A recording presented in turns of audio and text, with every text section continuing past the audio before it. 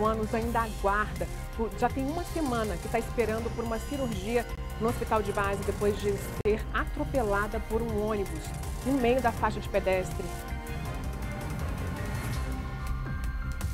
Bom dia, Vivi. Exatamente. Ela estava saindo de um salão de beleza quando foi atropelada por um ônibus lá no Paranoá. Ela teve diversas fraturas pelo corpo, uma delas no braço foi exposta, ela também quebrou a bacia e ela está internada aqui no hospital de base há uma semana esperando cirurgia. Já já a gente vai conversar com a família para dar todas as explicações aí sobre esse caso. Combinado, Tayane. E agora a gente vai mudar completamente de assunto, vamos entrar num clima de festa, porque Brasília completa hoje 63 anos de idade. E quem vai contar pra gente sobre toda a programação para esse feriado é o repórter Márcio Fontinelli, que tá aí com uma vista linda. Márcio, não vai faltar aí opção pro pessoal, né? Vivi, tem comida, bebida, diversão e show especiais, ou seja, tudo que pede uma boa festa de aniversário. E os detalhes a gente vai contar daqui a pouco, trazendo também como é que vai funcionar o trânsito e também como é que vai funcionar o metrô, o ônibus, questão de policiamento, todos os detalhes daqui a pouquinho. Combinado, a gente está vendo aí o pessoal lá embaixo na torre de TV. Quem vai trazer as informações direto de lá pra gente é o Davidson Santos. Que bom ter você aqui com a gente também nesse time de repórteres. Já está no meio da brincadeira, né? Já estou no meio da brincadeira, Vivi. Bom dia para você, para quem assiste a gente do outro lado. A diversão está garantida aqui, a criançada já está brincando, já está se divertindo, pulando aqui, gastando energia. Daqui a pouquinho eu compartilho os detalhes de toda essa programação com você. Combinado. Hoje é sexta-feira, 21 de abril, aniversário da nossa cidade e o nosso jornal já está no ar.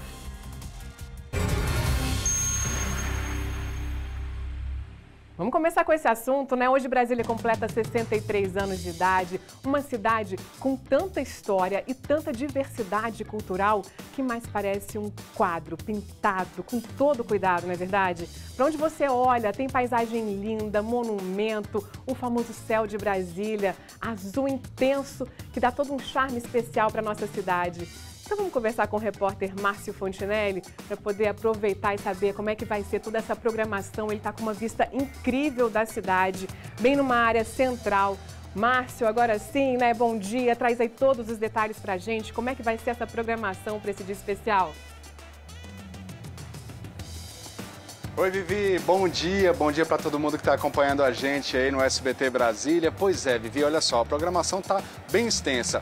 Os eventos começam às 10 horas da manhã, já começou a partir de hoje, e vai até às 8 horas da noite. Isso na sexta-feira, no sábado e também no domingo. Tem shows especiais e também uma série de coisas para a família. Hoje, por exemplo, tem o show da Maiara e Maraísa, por volta de 4 horas da tarde. No sábado, o show da Joelma, por volta das 6 horas da tarde. Isso é só um aperitivo do que vai ter nessa festa de Brasília. Vou pedir para o nosso repórter cinematográfico Cláudio Rubens mostrar para a gente aqui, olha só essa vista, Vivi. E o pessoal já está se preparando, já começa a se concentrar, lembrando que a entrada é franca, ninguém paga nada.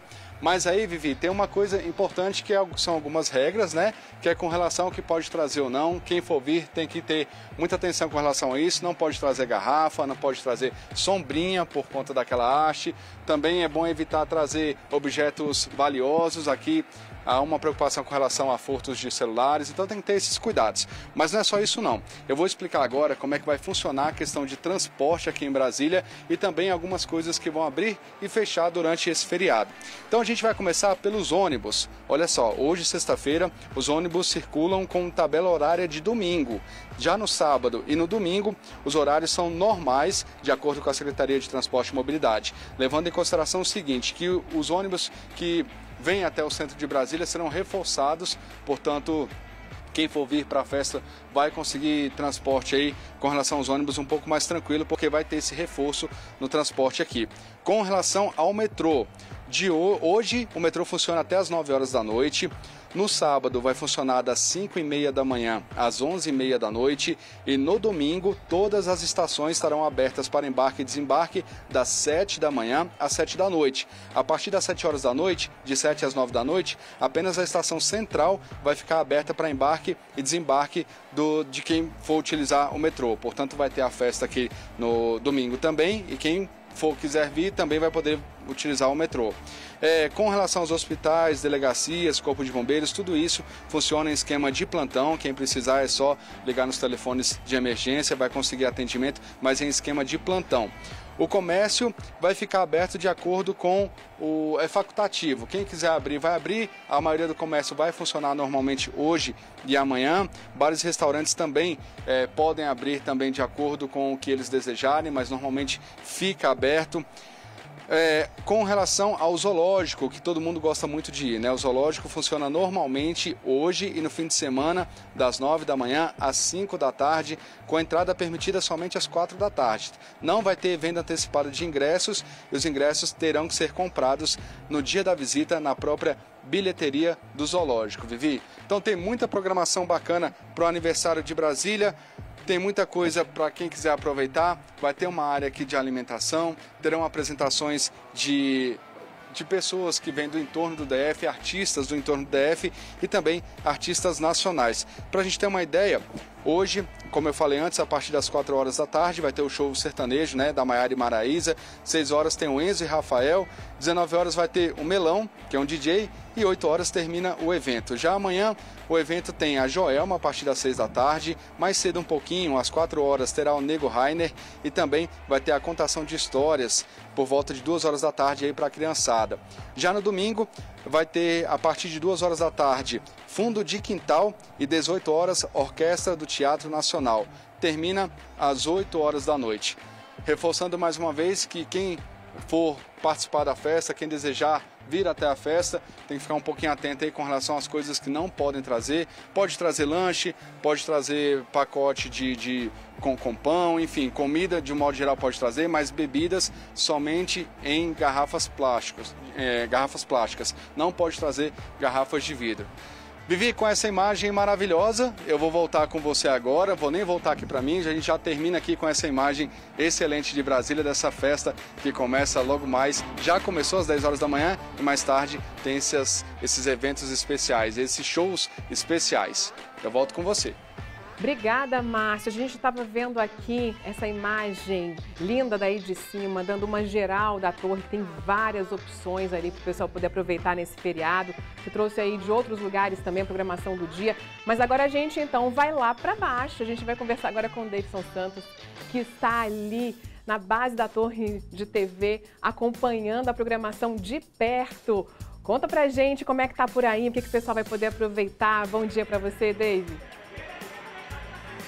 Bom dia, Vivi. Olha, se criança já se diverte com um pouco, imagina com a cidade inteira montada para elas se divertirem. Desde cedo, a Cidade Kids está aqui funcionando, já trazendo a criançada para poder se divertir. Já teve atividade infantil, já teve show de mágica, já teve também teatro com Né e Nando. E aí daqui a pouquinho, meio-dia, dá tempo de você vir com sua família, tem contação de história daqui a pouquinho aqui também na Cidade Kids, com brinquedos infláveis, com a turma inteira brincando aqui e gastando energia para poder se divertir. Inclusive, o Antônio, pra mim, já falou aqui pra mim que já se divertiu muito, né, Antônio? Mas eu vou divertir mais depois. Vai se divertir mais? Sim, com certeza. O que você mais gostou aqui na Cidade Kids? Conta pra mim. Os brinquedos. Os brinquedos? E tua mãe levantou cedo pra trazer você aqui hoje? Você fez sua mãe levantar cedo? Bora, mãe, acorda que eu tenho que brincar? Não, porque ela tem um bebê, aí ela tem que ficar em casa, mas ela foi pra casa da minha avó. Aí meu pai me levou pra casa da minha Dinda, aí a minha Dinda me trouxe pra cá. Tá vendo aí, né? Todo um processo para trazer a criança para poder se divertir aqui. E aí quem vai contar os detalhes de toda essa cidade montada aqui, toda essa programação especial, é o administrador do Plano Piloto, Valdemar. Muito obrigado pela participação aqui ao vivo. Uma cidade inteira montada, shows, programação mais tarde. A programação tá recheada para esses 63 anos de Brasília, não tá? Bom dia, Ney, bom dia a todos. Com certeza, né? O governo do Distrito Federal fazendo o melhor para a nossa cidade desde 63 anos. Essa cidade maravilhosa aqui, a Cidade Kids, para toda a criançada feliz em estar aqui. É importante, David, nós estarmos aqui hoje comemorando, porque nós sabemos que nós ficamos quase 2 anos nessa pandemia. E hoje é um momento de festa. E hoje nós vamos ter aqui programações com cantores, com renomes nacionais, como Maiara Maraísa, vai estar aqui hoje à tarde, né, às 14 horas. Amanhã nós vamos estar aqui com a Joelma, né, a antiga banda Calypso. Vamos estar também no domingo com o Fundo de Quintal e fechando com a Orquestra Nacional. Então, uma festa bonita. O brasiliense merece, o povo de Brasília merece, o Distrito Federal merece. A gente fala de festa, de diversão, mas também toda a estrutura foi montada pensando na segurança, Polícia Militar, Corpo de Bombeiros também operando aqui. Conta pra gente esse esquema também que foi montado para garantir a segurança de quem vem. Claro, nós não podemos fazer um evento desse sem segurança. É dar segurança e qualidade para toda a população de Brasília e do Distrito Federal. A Secretaria de Segurança Pública montou aqui ao lado a Cidade de Segurança. Cidade de Segurança que vai estar dando essa segurança a todo brasiliense, a todos que estão aqui festejando essa grande festa dos 63 anos de Brasília. Pois é, Brasília, inclusive, que é conhecida pelo céu de nuvens doidas, pode ser que agora esteja sol, mas mais tarde pode ser que chova, mas também vocês tomaram esse cuidado de montar as tendas, proteger o pessoal aqui, para poder também se divertir com segurança também nesse sentido, né? Com certeza, David. A ideia é realmente trazer a qualidade para que todos possam realmente curtir esse evento maravilhoso de 63 anos, nessa festa bonita aqui de Brasília. Administrador, a gente ainda há pouco viu imagens lá de cima de Brasília, que está bonito, está recheado. Agora a gente está mostrando imagens aqui debaixo do palco, de toda a estrutura que foi montada. Além da estrutura aqui do palco e de tudo que a gente está vendo, a gente está vendo também praça de alimentação, a gente está vendo também tudo organizado para poder receber o público aqui dentro, né? Um evento cercado, vai ter segurança ali na frente fazendo a revista do pessoal. Conta um pouquinho pra gente como é que vai ser. Nós tivemos essa preocupação, estamos esperando aqui nesse espaço quase 30 mil pessoas e nós precisamos realmente dar essa segurança. Né? A segurança particular vai estar aqui dentro, segurança externa, né? Esse palco maravilhoso, toda uma estrutura juntamente desenvolvida com a Secretaria de Cultura, Secretaria de Turismo e o Governo do Distrito Federal participando dessa grande festa. Muito obrigado, Valdemar, pelas informações. Boa diversão também, eu sei que hoje é dia de trabalho, mas aproveita para se divertir nesse feriado também. Obrigado, viu? Com certeza.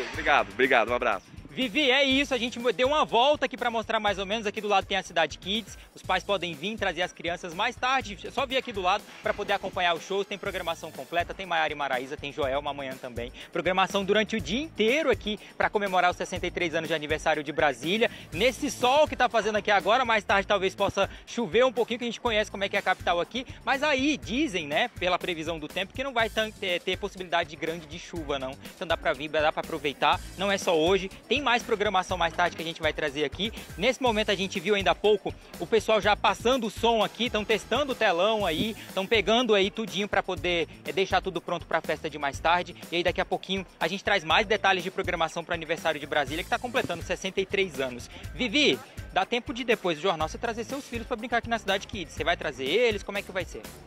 Pois é, olha, eu vou te falar que hoje eu tô aqui até 8 horas da noite. Então, hoje não vai dar, mas tem sábado e domingo ainda, que eu sei que essa programação tá extensa até domingo. Então, obrigada pelas dicas que eu já vou colocar ali pra gente se organizar para esse fim de semana. Obrigada, até já, viu?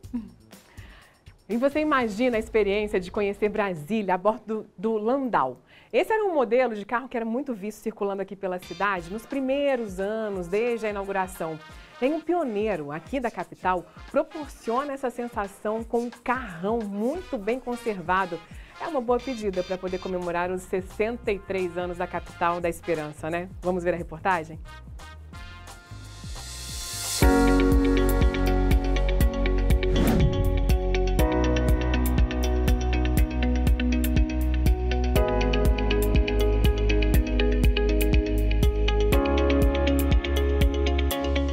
Brasília é uma cidade de encher os olhos. Para qualquer lugar que a gente vira a câmera, tem uma paisagem, um prédio, um monumento que vale a pena ser registrado e conhecer mais um pouco da história dessa cidade.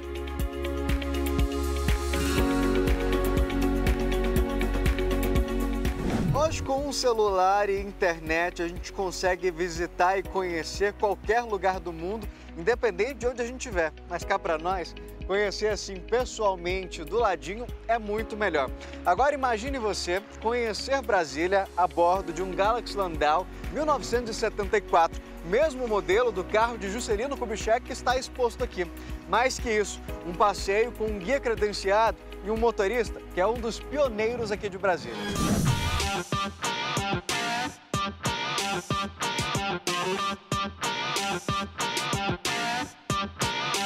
Andando pelos monumentos, é até difícil imaginar a cena de quando o seu Dilson chegou aqui. Brasília era um cerrado danado, tinha muita poeira aqui, muita roda-moinha, e as terras subindo aí, fazendo aquele roda-moinha. Você olhava isso aqui tudinho, era tudo barro, né? Você vê, eu larguei meu emprego, larguei tudo. Meu destino era aqui, porque eu vim para trabalhar no Banco do Brasil, que meu cunhado trabalhava aqui, administrava as obras do Banco do Brasil, das residências. E eu acabei não ficando. Voltei, meus irmãos choraram muito, minhas irmãs, que eu não ia ficar, que eu não sei o quê. Conclusão, eu fui, casei e a minha esposa, funcionária pública, recebeu o convite para vir para Brasília, né, no Ministério de Educação. E eu acabei vindo, perguntou se ela topava, se eu já estava doido para vir para cá mesmo.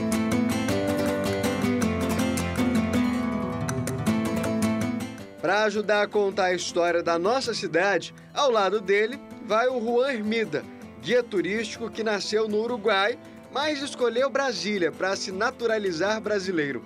No caminho ele vai contando as curiosidades que muitas vezes nem quem mora aqui há muito tempo sabe com tantos detalhes.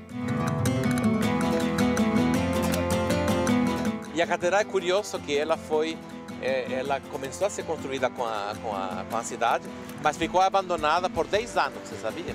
Ela só foi inaugurada em 70. Depois que a cidade foi inaugurada, não havia dinheiro para terminar, ninguém se interessou e a catedral ficou abandonada lá. Então, só em 31 de maio de 70 que finalmente foi finalizada e inaugurada a catedral. E tem muita gente que fala, eu sei muito bem que a inspiração dele foram assim, as mãos em oração, você poderia falar isso. E aí outras pessoas falam, não, na verdade, a inspiração dele foi a coroa de espinhos de Cristo, né? Bom, eu li muito sobre os Carnimais e nunca ele falou nenhuma coisa nem a outra. Mas o povo gosta de fazer as coisas e fica para cada um com sua inspiração. E olha que onde a gente para, o Juan vai ter um detalhe que nos surpreende. Sabe o Mané Garrincha? Olha esse detalhe. Foi o lugar que estava construído o antigo Mané Garrincha na década de 70 pelo arquiteto Ícaro Castro Melo. E quando foi feito esse outro para a Copa do Mundo, destruíram todo o antigo e foi o Eduardo Castro Melo, filho do senhor Ícaro, que foi encarregado então de fazer o novo estádio. Eu visitei durante a construção, conheci o senhor Eduardo, fiquei muito feliz de saber que como jovem arquiteto ajudou seu pai para fazer o antigo e ele foi responsável então de fazer o novo estádio ali. E assim ele vai conquistando a todos que têm a oportunidade de desfrutar do passeio. A gente, quando pensa em Brasília, pensa só em trabalho, pensa que não tem pontos turísticos, enfim, que é uma coisa basicamente vinculada ao eixão, né? E a gente acabou descobrindo alguns detalhes da cidade, até vivendo um pouco como os moradores da própria cidade, né? Juan deu esse prazer pra gente, esse presente também.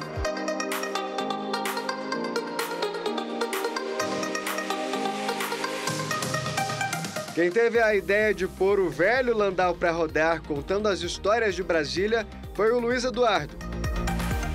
Ele é filho do seu Dilson e idealizador de um projeto que apresenta a cidade para as pessoas, o Visite Brasília. Esse Landau é do meu pai, né? Ele tem esse Landau já tem uns 30 anos. E nessas idas e vindas aí de eventos de turismo, eu conheci o Juan, que é um guia credenciado pelo Ministério do Turismo, ele fala 5 idiomas. Eu conversando com ele, falei, Juan, o que você acha da gente fazer um passeio de Landau? Né? Pô, meu pai chegou aqui em Brasília muito cedo, é pioneiro, né? Então conhece muitas histórias, junta com você, é um carro que é o mesmo veículo, é o mesmo Landau que tem no Memorial JK, só que o do Memorial JK a cor é vinho, o nosso é preto. E a gente criou esse passeio, que hoje faz um sucesso danado. Muitas pessoas já vieram do Rio, de fora de Brasília, exclusivamente para fazer o passeio de Landau. E algumas pessoas aqui de Brasília também já fizeram o passeio com a gente. Já fizemos algumas experiências, algumas ações em eventos aqui na cidade também, sorteando o passeio. E para nossa surpresa, a pessoa nasceu em Brasília e não conhecia muitas das coisas que o Juan explicou durante o passeio. Então é uma experiência super diferente, incrível, que faz com que as pessoas conheçam uma Brasília diferente, que é o intuito do Visite Brasília. E se você quer aproveitar o passeio, é só entrar no site Visite Brasília e agendar com antecedência. Afinal, não é todo dia que a gente se depara com um carro como esse, desfilando por aí, feito uma autoridade.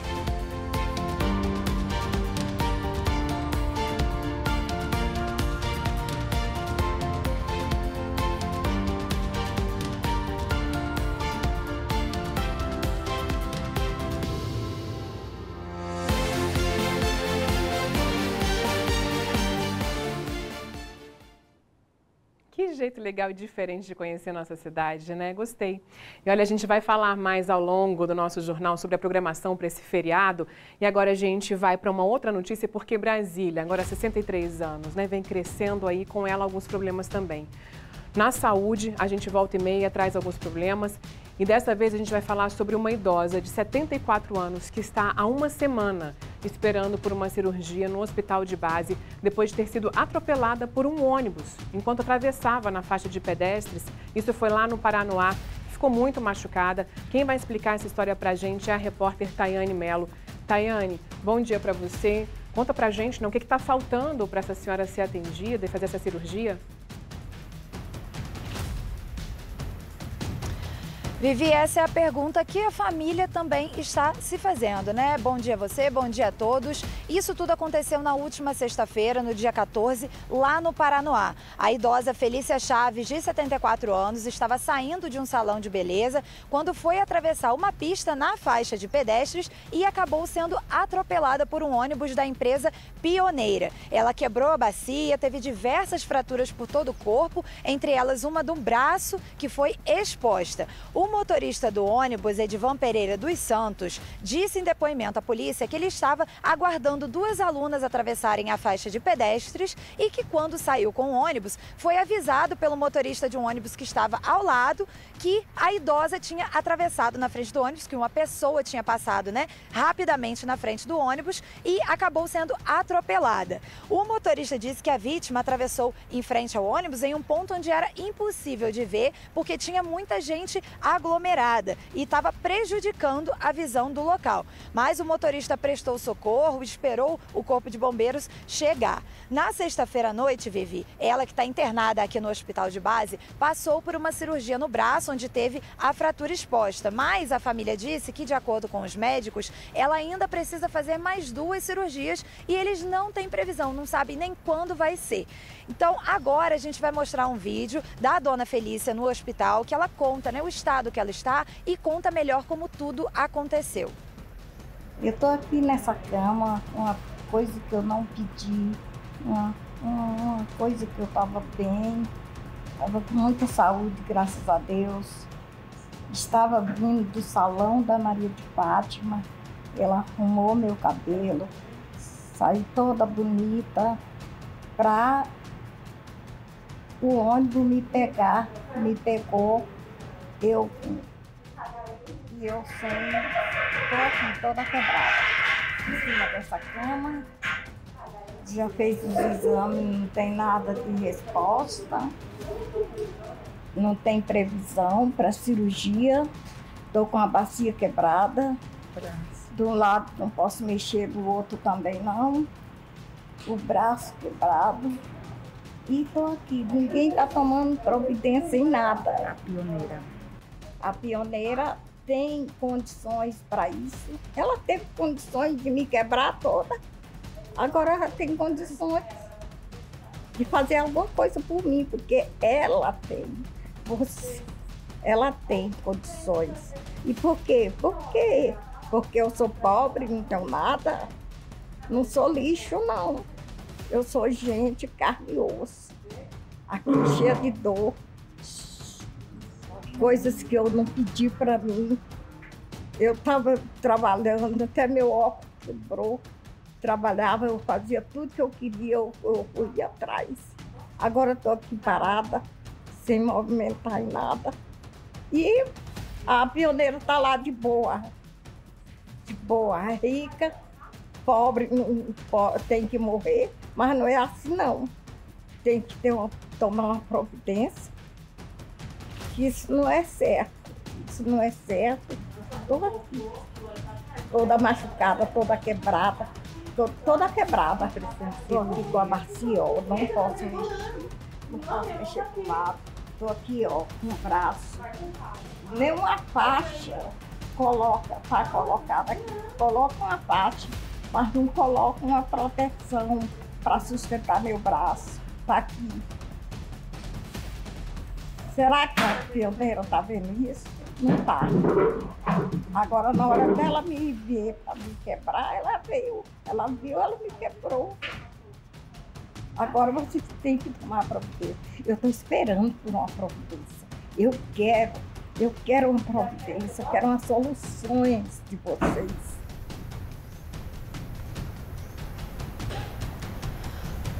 Muito complicado, né, Vivi, a situação da dona Felícia. E quem vai conversar com a gente agora para dar mais detalhes sobre como está sendo o tratamento dela aqui no hospital de base é a filha dela, a Analícia, que está aqui comigo. Boa tarde, Analícia. Boa tarde. Então, a gente acabou de ver, né, o recado que a sua mãe deixou. Ela está muito machucada, ela está sentindo dor. O que a família está achando do atendimento aqui do hospital de base? Ela já está há uma semana aqui, toda machucada, aguardando a cirurgia.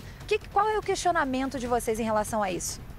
Então, o atendimento aqui, ele deixa a desejar sim, ele deixa a desejar muito, entendeu? Porque até então, ontem eu conversei com uma das médicas e ela me passou que não tinha previsão nenhuma de cirurgia, que no caso dela tinha vários esperando por uma cirurgia de bacia e que a fila estava grande, então ela falou que não tinha nenhuma previsão. Mas ontem, após uma reportagem ao ar, hoje eu já soube que os médicos passaram lá no quarto dela e falaram que tinha uma previsão de cirurgia para segunda-feira. Mas até então não tem nada confirmado, né? Eu não conversei com nenhum deles, eles falaram com uma pessoa que está acompanhando ela e, por enquanto, só promessas. E a empresa de ônibus, vocês tiveram algum retorno? Eles prestaram alguma ajuda a vocês? Até então, nada, eles não tinham me dado retorno nenhum. Eu estava conversando com uma pessoa da empresa e nada tinha sido feito, né? Mas ontem à noite ela já passou a entrar em contato comigo, conversei ontem à noite com ela, conversei hoje com ela e agora sim eles estão me dando retorno, assim, mais promessas. Ainda não tem nada definitivo, não tem nada certo. A gente está esperando segunda-feira mesmo para ver se essas promessas vão ser concretizadas, entendeu? E como que ela está agora? A gente viu esse vídeo, mas como que ela está agora? Como que ela está se sentindo? O que a família está sentindo, né? Vendo a sua mãe nessa situação? Olha, é um sofrimento muito grande. Sabe, eu chego a te falar que chega a ser uma tortura. As dores que ela sente, sabe, são muitas dores. Ela não pode se mexer. Ela era uma pessoa superativa. Ela tinha as coisas que ela fazia, cursos, crochês, ginástica, sabe? Então ela era uma pessoa muito independente e agora ela se vê nessa situação de estar dependendo de outra pessoa para comer, para tomar água, sabe?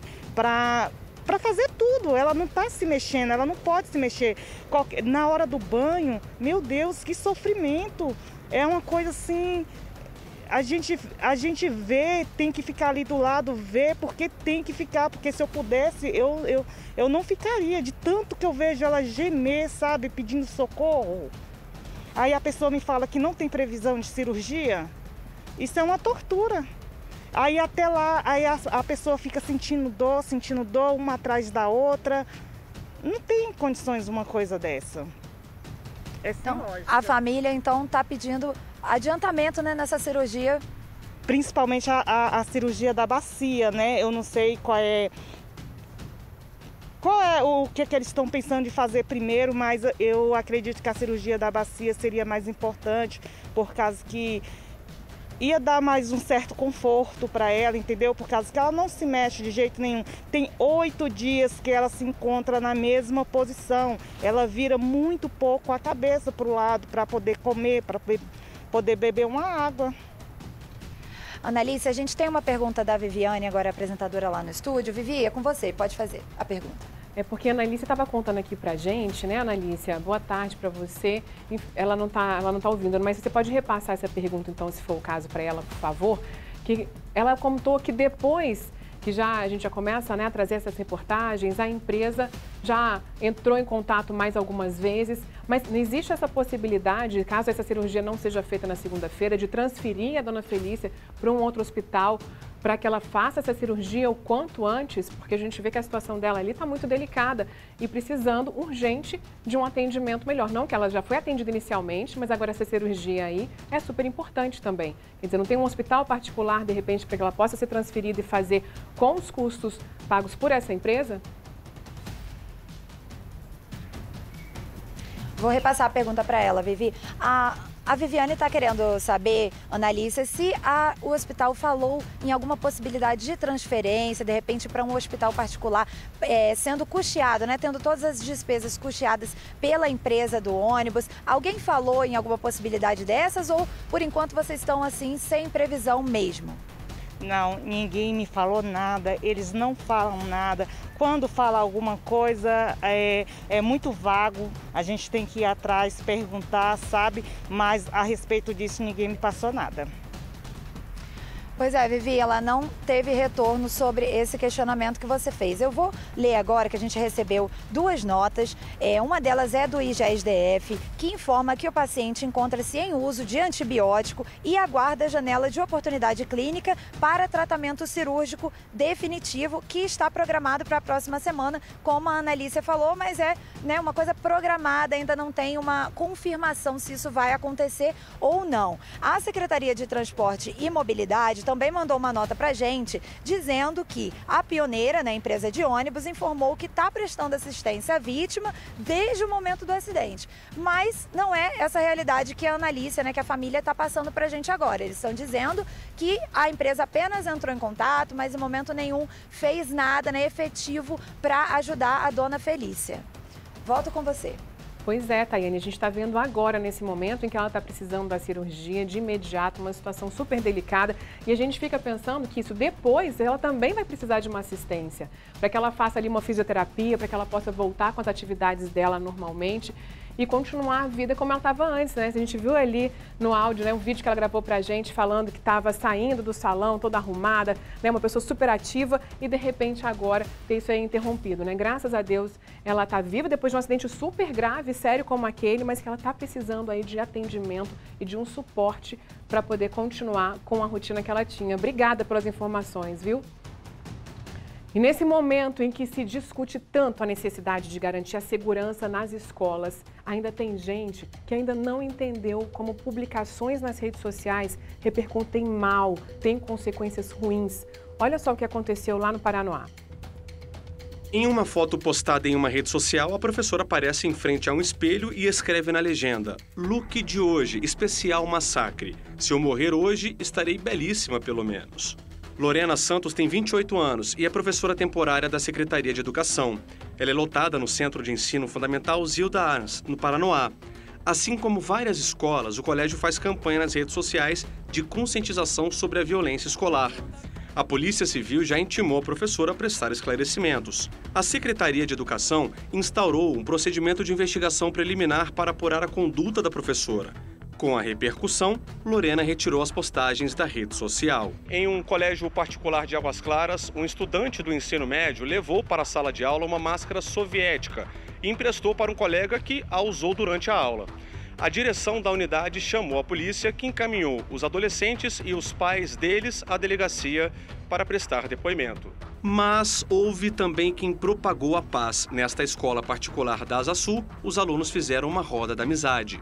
E a gente vai mostrar que dia 20 é um dia, na verdade, da alegria. É isso, né? Que a gente quer que todos os dias sejam assim, com alegria, com eles ali se abraçando, fazendo uma confraternização na escola. Nós tentamos contato com a professora por mensagem, mas ela não nos respondeu, então o espaço fica aberto aqui para o posicionamento quando ela quiser. Bom, para completar, né? Ontem alguns alunos de uma escola no Recanto das Emas começaram a soltar bombinhas dessas de festa junina para poder assustar os colegas. E claro, a atitude gerou pânico ali, a polícia foi chamada e por causa da brincadeira de mau gosto, os estudantes foram levados para a delegacia do Recanto e de lá encaminhados para a delegacia da criança e do adolescente na Asa Norte. Então fica aí um alerta, né? Também para os pais ficarem de olho, conversarem aí com as crianças, para não fazerem essas brincadeiras aí que não tem graça nenhuma. E a rede social Telegram é alvo de uma ação movida pelo Ministério da Justiça por não contribuir com informações sobre ameaças a escolas. Nessa quinta-feira, o ministro da Justiça e Segurança Pública divulgou o balanço da operação deflagrada desde o ataque à creche em Blumenau há 15 dias. 302 pessoas já foram presas ou apreendidas desde o início da Operação Escola Segura. Outras 1.000 prestaram depoimento. Mais de 1.700 casos estão em investigação. Quem ameaça destruir uma escola, ameaça uma criança, um adolescente, uma família, obviamente não está protegido pela Constituição e está, sim, no âmbito do Código Penal. E a polícia vai buscar, um a um. O governo federal também anunciou a abertura de um processo administrativo contra a rede social Telegram. A decisão foi tomada depois da plataforma ignorar pedidos para fornecer informações sobre ameaças de ataques e remover discursos violentos. Telegram tradicionalmente é de difícil contato, é difícil diálogo, nós vimos isso durante as eleições. Então nós vamos abrir um processo administrativo sancionador em relação ao Telegram. Nesta quinta-feira, escolas do país fizeram um movimento pela paz. Neste mesmo dia, em 1999, 12 alunos e um professor de uma escola do estado do Colorado, nos Estados Unidos, foram mortos por 2 estudantes. Na cidade de São Paulo, o ato em uma escola municipal contou com a participação do prefeito Ricardo Nunes e de outras autoridades. Paz também foi a palavra de ordem nesta unidade de ensino em Belo Horizonte. Esses boatos são só querendo amedrontar as pessoas, mas eu acho que isso a gente não pode ligar para isso, a gente tem que combater. Isso mesmo. Olha, a rede social Telegram não retornou às nossas ligações. A apreensão de fuzis quadriplicou em 4 anos no Distrito Federal. Um levantamento do SBT News mostra que a Polícia Civil apreendeu 20 dessas armas pesadas de 2019 a 2022. Cresceu também a apreensão de pistolas. Já a de revólveres diminuiu. Veja só na reportagem. Nos últimos 4 anos, período do governo de Jair Bolsonaro, o poder de fogo dos armamentos apreendidos no Distrito Federal tem aumentado a cada balanço das ações. Levantamento feito pelo SBT News a partir da Lei de Acesso à Informação revela que a estrela das operações contra armas ilegais é o fuzil, que pode matar uma pessoa a até 3 quilômetros de distância. De 2019 a 2022, a Polícia Civil recolheu 20 desses armamentos pesados que circulavam de maneira ilegal pelo plano piloto e pelas regiões administrativas do Distrito Federal. Em 2019, a Polícia Civil do DF apreendeu 2 fuzis. Em 2020, 5. Um ano depois, mais 5. No ano passado, o número chegou a 8, ou seja, um fuzil foi apreendido a cada 45 dias. Ainda no primeiro ano do governo Bolsonaro, o Exército publicou portaria prevendo a liberação de fuzis para caçadores, atiradores e colecionadores, os CACs. Este especialista em política de armas critica a liberação. A gente tem visto a aceleração dessas armas mais potentes crescendo no governo Bolsonaro, ou seja, sendo mais frequentes, mas no caso do DF, essa aceleração ela é mais veloz do que o que a gente viu em outros estados e, portanto, mais preocupante. É mais preocupante porque a gente está falando de armas mais potentes que atiram mais rapidamente, que carregam mais munição e que são mais letais. Então, isso é um risco não só para a população do DF, mas também para as forças de segurança. O levantamento do SBT News mostra também uma mudança no perfil das armas recolhidas pela Polícia Civil no DF. Se até 2018, para cada pistola apreendida, mais de 2 revólveres eram encontrados, em 2020, a arma com mais poder de fogo, liberada justamente pelos decretos, bateu recorde. No ano passado, foram apreendidos 673 revólveres e 754 pistolas. A reportagem completa do Leonardo Cavalcante, com detalhes sobre esses dados, você acompanha no nosso site, o SBT News. E em Sobradinho, o irmão de um homem idoso foi denunciado pela prática de vários crimes, entre eles maus tratos contra o próprio irmão. A Kátia Gomes foi até Sobradinho para saber mais sobre essa história com o delegado responsável pelo caso. Kátia, triste demais essa história, hein? Oi, Viviane, boa tarde para você, boa tarde para todo mundo. Pois é, esse pastor foi denunciado pelos crimes de maus tratos e estelionato. Ele tinha ali a guarda do irmão, que é idoso, só que ao invés de cuidar desse irmão, ele acabava maltratando o homem. Inclusive, ele chegou a pesar 42 quilos. Eu vou conversar agora com o delegado Laércio de Carvalho, que tem os detalhes, né, de todo esse caso. Delegado, esse é um caso que já estava sendo investigado, né? Esse pastor de uma igreja evangélica, ele estava maltratando o próprio irmão. O que aconteceu? Nós tomamos conhecimento desse fato através de uma irmã desse doente, que também é irmã do suposto pastor evangélico. Segundo essa família, esse indivíduo, se diz pastor evangélico, para nós não é pastor de nada, teria pedido à família autorização para cuidar do irmão enfermo.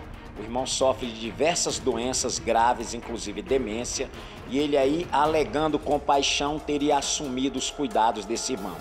Na verdade, o que ele estava pretendendo era oferir ganhos financeiros, porque o irmão recebe um benefício e ele então lança mão da documentação desse irmão e, ao invés de cuidar, de zelar da saúde do irmão, ele passa a contrair diversos empréstimos de valores elevadíssimos, tudo em nome do irmão, e aí, auferindo esse proveito econômico, ele ainda abandona, deixa de dar os cuidados que o irmão doente precisava ter.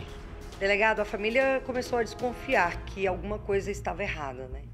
Com certeza, porque este indivíduo, que seria o cuidador do irmão doente, passa a dificultar a presença dos demais irmãos nas visitas ao irmão doente. Então chegava lá um irmão ou outro, ele dava uma desculpa, dizia que o irmão não queria receber visita, dizia que aquele não era um momento oportuno para visitas, e ia dificultando o acesso do restante da família ao irmão doente. Fazia tudo isso para que as pessoas não percebessem que aquele cidadão, aquele idoso, estava em situação de completo abandono. A família, inclusive, chegou a registrar uma ocorrência. E quando que a família conseguiu ele comprovar esses maus tratos? Esta irmã, que foi a que se empenhou mais na questão, veio à delegacia, fez ocorrência, foi ouvida. Com isso, nós instauramos um inquérito policial. Esta mesma irmã tomou o cuidado de chamar um chaveiro e praticamente invadir a casa onde seu irmão se encontrava. Invadir neste aspecto, porque ela tinha direito de ter acesso ao irmão. Quando ela entra na casa, ela percebe a situação de abandono, o irmão com o corpo cheio de escoriações, sem nenhum cuidado básico, passando fome, estava pesando 42 quilos, medicamentos não eram ministrados nos momentos oportunos. Então este indivíduo irá responder por todos esses crimes, diversos estelionatos, pelos maus tratos, e tudo isso só tornou-se conhecido da polícia graças à iniciativa dessa irmã mais velha, que ao chamar o chaveiro, teve contato com toda essa situação de abandono. Agora, delegado, ainda tem mais uma observação nesse caso, né, que deixa tudo ainda mais obscuro. Esse irmão, pastor, ele estava dopando o irmão, além de, claro, não dar alimentos para ele. É verdade, ele chegou a ter a disfarçatez de afirmar que é porque o irmão dava muito trabalho, era muito sacrifício cuidar do irmão. Então, ministrando esses medicamentos que o deixavam dopado, diminuía o trabalho. No entanto, os proveitos econômicos, ao ferir os valores resultantes do benefício, sacar dinheiro em banco, isso não dava trabalho para ele. Aplicar os golpes que ele aplicava em nome do irmão, se passando pelo irmão, isso não dava trabalho. Agora, zelar do irmão, ministrar medicamento, dar os alimentos adequados, isso ele não se dispunha a fazer. Inclusive, ele fez um empréstimo que vai terminar só em 2028, ou seja, comprometendo a renda aí desse homem que está doente, né, o irmão dele que está doente, até todo esse período. Sim, ele fez vários empréstimos, todos eles de longa duração. Comprometeu 100% das rendas do irmão doente e, segundo os nossos levantamentos, mais de 150 mil reais foram auferidos por esse golpista, se fazendo passar pelo irmão, utilizando-se de uma procuração que a gente ainda está investigando como é que ele conseguiu obter. Vamos verificar se ela é falsa, se realmente foi feita pelo irmão doente. O fato é que ele usou essa procuração para receber todos esses valores a título de empréstimo. Bom, ele não está preso, mas agora deve responder, né? Como é que está o processo? Ele já está respondendo, está denunciado, são vários estelionatos. Ele está respondendo por maus tratos contra um idoso, porque o irmão, além de bem doente, já é uma pessoa idosa, então isso agrava a pena do crime de maus tratos e pode levá-lo a passar bons anos na cadeia. Tá certo, então, delegado, muito obrigado pelas suas informações. Então é isso, Viviane, eu volto com você no estúdio. Obrigada, Kátia. E olha, o suspeito de atirar e matar uma criança de 6 anos de idade que estava dentro de casa, lá no Itapuã, é um policial militar que está na ativa. No início dessa semana, nós noticiamos aqui que a Polícia Civil havia identificado o suspeito, mas eles não quiseram divulgar quem seria esse suposto autor do disparo. Bom, mas agora a própria Polícia Militar divulgou uma nota confirmando que se trata de um policial da corporação e que a Corregedoria vai apurar de fato o que teria acontecido na noite em que essa arma foi disparada e atingiu em cheio essa criança. A PM ainda afirmou que não compactua com nenhuma irregularidade. E olha, gente, a festa na Torre de TV começou logo cedo. É aniversário de 63 anos da nossa cidade, da capital, e coincide também com o feriado de Tiradentes. Vão ter várias programações ao longo do dia, vão ser 3 dias com muitas comemorações. E nós vamos falar agora, então, com o repórter Márcio Fontinelli, que está acompanhado do Major Michelo, da PMDF, para dar algumas dicas de segurança para vocês terem nesses eventos e poderem curtir com tranquilidade. Oi, Márcio. Vivi, a festa de aniversário de Brasília começa hoje e vai até domingo. Boa tarde para você, boa tarde a todos que acompanham o SBT Brasília. Ao meu lado, o Major Michelo, que vai explicar para a gente o que pode ser feito, o que pode ser trazido aqui para a festa e também quais serão os procedimentos de segurança para quem quer curtir os shows. Major, obrigado pela sua participação. E a primeira pergunta é, o que as pessoas podem trazer e o que elas não podem trazer para cá? Pode trazer alegria, pode trazer a família, pode trazer diversão, pode trazer respeito, mas não pode trazer nada que possa comprometer a segurança do evento. Qualquer objeto pode ser usado como arma, já a mesma arma, faca, chave de fenda, qualquer objeto de vidro será recolhido. A gente vai ter vários pontos de revista e a gente vai recolher. Então, evite trazer esse tipo de objeto, traga só o básico. Um cartão, um pouco de dinheiro, evite trazer também mochila, traga água, traga sua refeição, sacolas, mas evite trazer mochila, trazer objetos que possam ser usados como armas e que possam chamar a atenção de criminosos também, como celulares caros, joias, relógios, evite isso. Major, muita gente costuma trazer cadeira, porque é uma festa que começa às 10 horas da manhã, vai até às 8 da noite, e tem gente que tem disposição para ficar o dia inteiro. Pode trazer cadeira, pode trazer sombrinha também, tem muita gente questionando isso, o fato da sombrinha ter aquele cabo. Então, esses objetos podem ser trazidos para cá? Olha, é mais arriscado uma sombrinha porque pode ser usado como arma, né? Que ela é uma haste grande e numa briga pode ser usado, então é bom evitar. Então, assim, a cadeira eu não vejo problema. Pode trazer a cadeira, uma toalha, um lanche, é importante um lanche, muita água. Se for trazer criança, identifique a criança. No site da PMDF a gente tem uma carteirinha de identificação infantil. Então a pessoa preenche, o pai preenche lá. Se não tiver como preencher, não tiver como imprimir e preencher, coloca no bolso da criança, caso ela seja achada. Orienta a criança a procurar sempre o policial militar se ela se perder. A gente vai ter esse ponto de apoio que é a cidade da polícia, onde você pode trazer a criança, quem achar uma criança, ou um policial vai trazer para cá e tentar localizar os pais. E a gente precisa do telefone e do nome dos pais, que quase sempre as crianças não conseguem passar para a gente. Major, com relação à segurança, tem muita questão de roubo e furto. O senhor falou um pouquinho antes, eu queria reforçar agora. Quais são as dicas que o senhor dá para essas pessoas e, caso aconteça também, como elas podem proceder? Olha, não andar sozinho, não andar em local ermo. De preferência, se for vir para cá, vir de transporte coletivo, vir de transporte desses aplicativos, evitar vir de carro. Se for vir de carro, não deixar o objeto à mostra no carro, estacionar em estacionamentos próprios, como por exemplo o Parque da Cidade, que vão ter policiamento. Não trazer objetos caros, né, que chamem a atenção de criminosos, como celulares, como eu disse, relógios, joias, evitar esse tipo de objeto que chama a atenção. E vem quadrilhas, quase sempre vem quadrilhas especializadas para furtar celular. Então, o principal objeto que o criminoso busca num evento como esse é celular. Se você deixa seu celular no bolso de trás, deixa seu celular até mesmo no bolso da frente, mais frouxo, numa mochila atrás, o criminoso vai se aproveitar e vai furtar seu celular. Então, se for vir, quase todo mundo vai vir com o celular. Quase ninguém anda mais sem o celular porque precisa. Mas coloque no bolso da frente, coloque numa doleira que fica por dentro do corpo para garantir a segurança.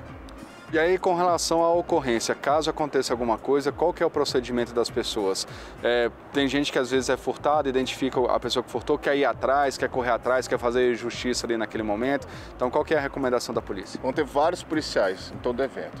A gente, além dos policiais, a gente tem câmeras, a gente tem policiais a paisano, que vai estar no meio do evento também para evitar qualquer coisa.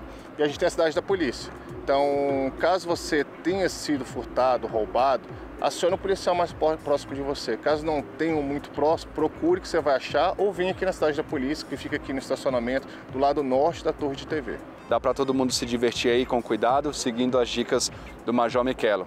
Eu volto com você. É isso mesmo, obrigada. E agora nas rodovias, hein? Como é que vai ficar a segurança? Tem uma operação especial também nesse feriado de Tiradentes e aniversário de Brasília. A Tayane Mello tem os detalhes. Boa tarde, Vivi. Boa tarde a todos. Sexta-feira de feriado, tem muita gente indo viajar com a família. O fluxo de veículos está intenso nas estradas, nas BRs. Esse ano, o feriado de Tiradentes cai em uma sexta-feira, né? Um feriado prolongado que aumenta ainda mais o movimento nas estradas. Aqui na BR-60, começou o fluxo cedo, viu, Vivi? Muito movimento e com tudo isso, a Polícia Rodoviária Federal está fazendo a Operação Tiradentes, que tem como foco, né, evitar acidentes, evitar problemas nas estradas durante o feriadão. Essa operação começou na meia-noite dessa quinta-feira e vai até o domingo. Os policiais estão posicionados nos pontos estratégicos, nos horários de maior incidência de acidentes graves e também de criminalidade, né, Vivi?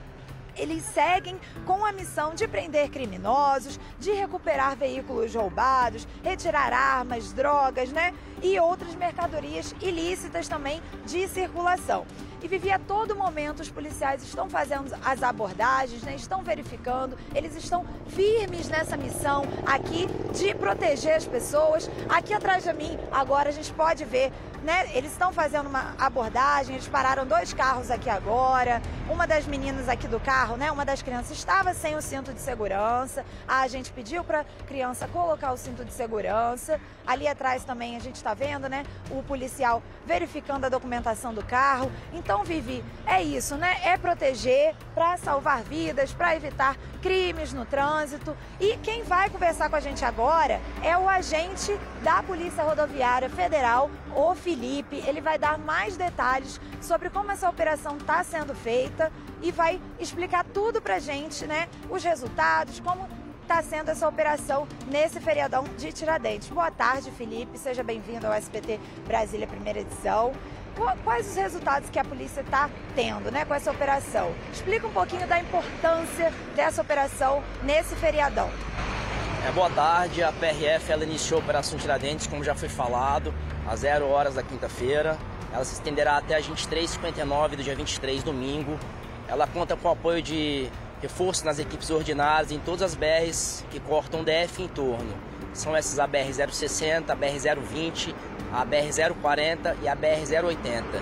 Equipes estarão posicionadas em índices de maiores acidentes, a fim de evitar esses acidentes, e fiscalização de trânsito, do combate ao crime, combate ao tráfico de drogas, munições e armas, contrabando e descaminho e fiscalização de trânsito no geral. E como que está o andamento da operação? Já teve muita ocorrência? Como que está sendo? A partir do início da operação, a gente já viu um aumento no fluxo de veículos saindo do Distrito Federal. Aqui a BR-060 ela sempre tem esse aumento.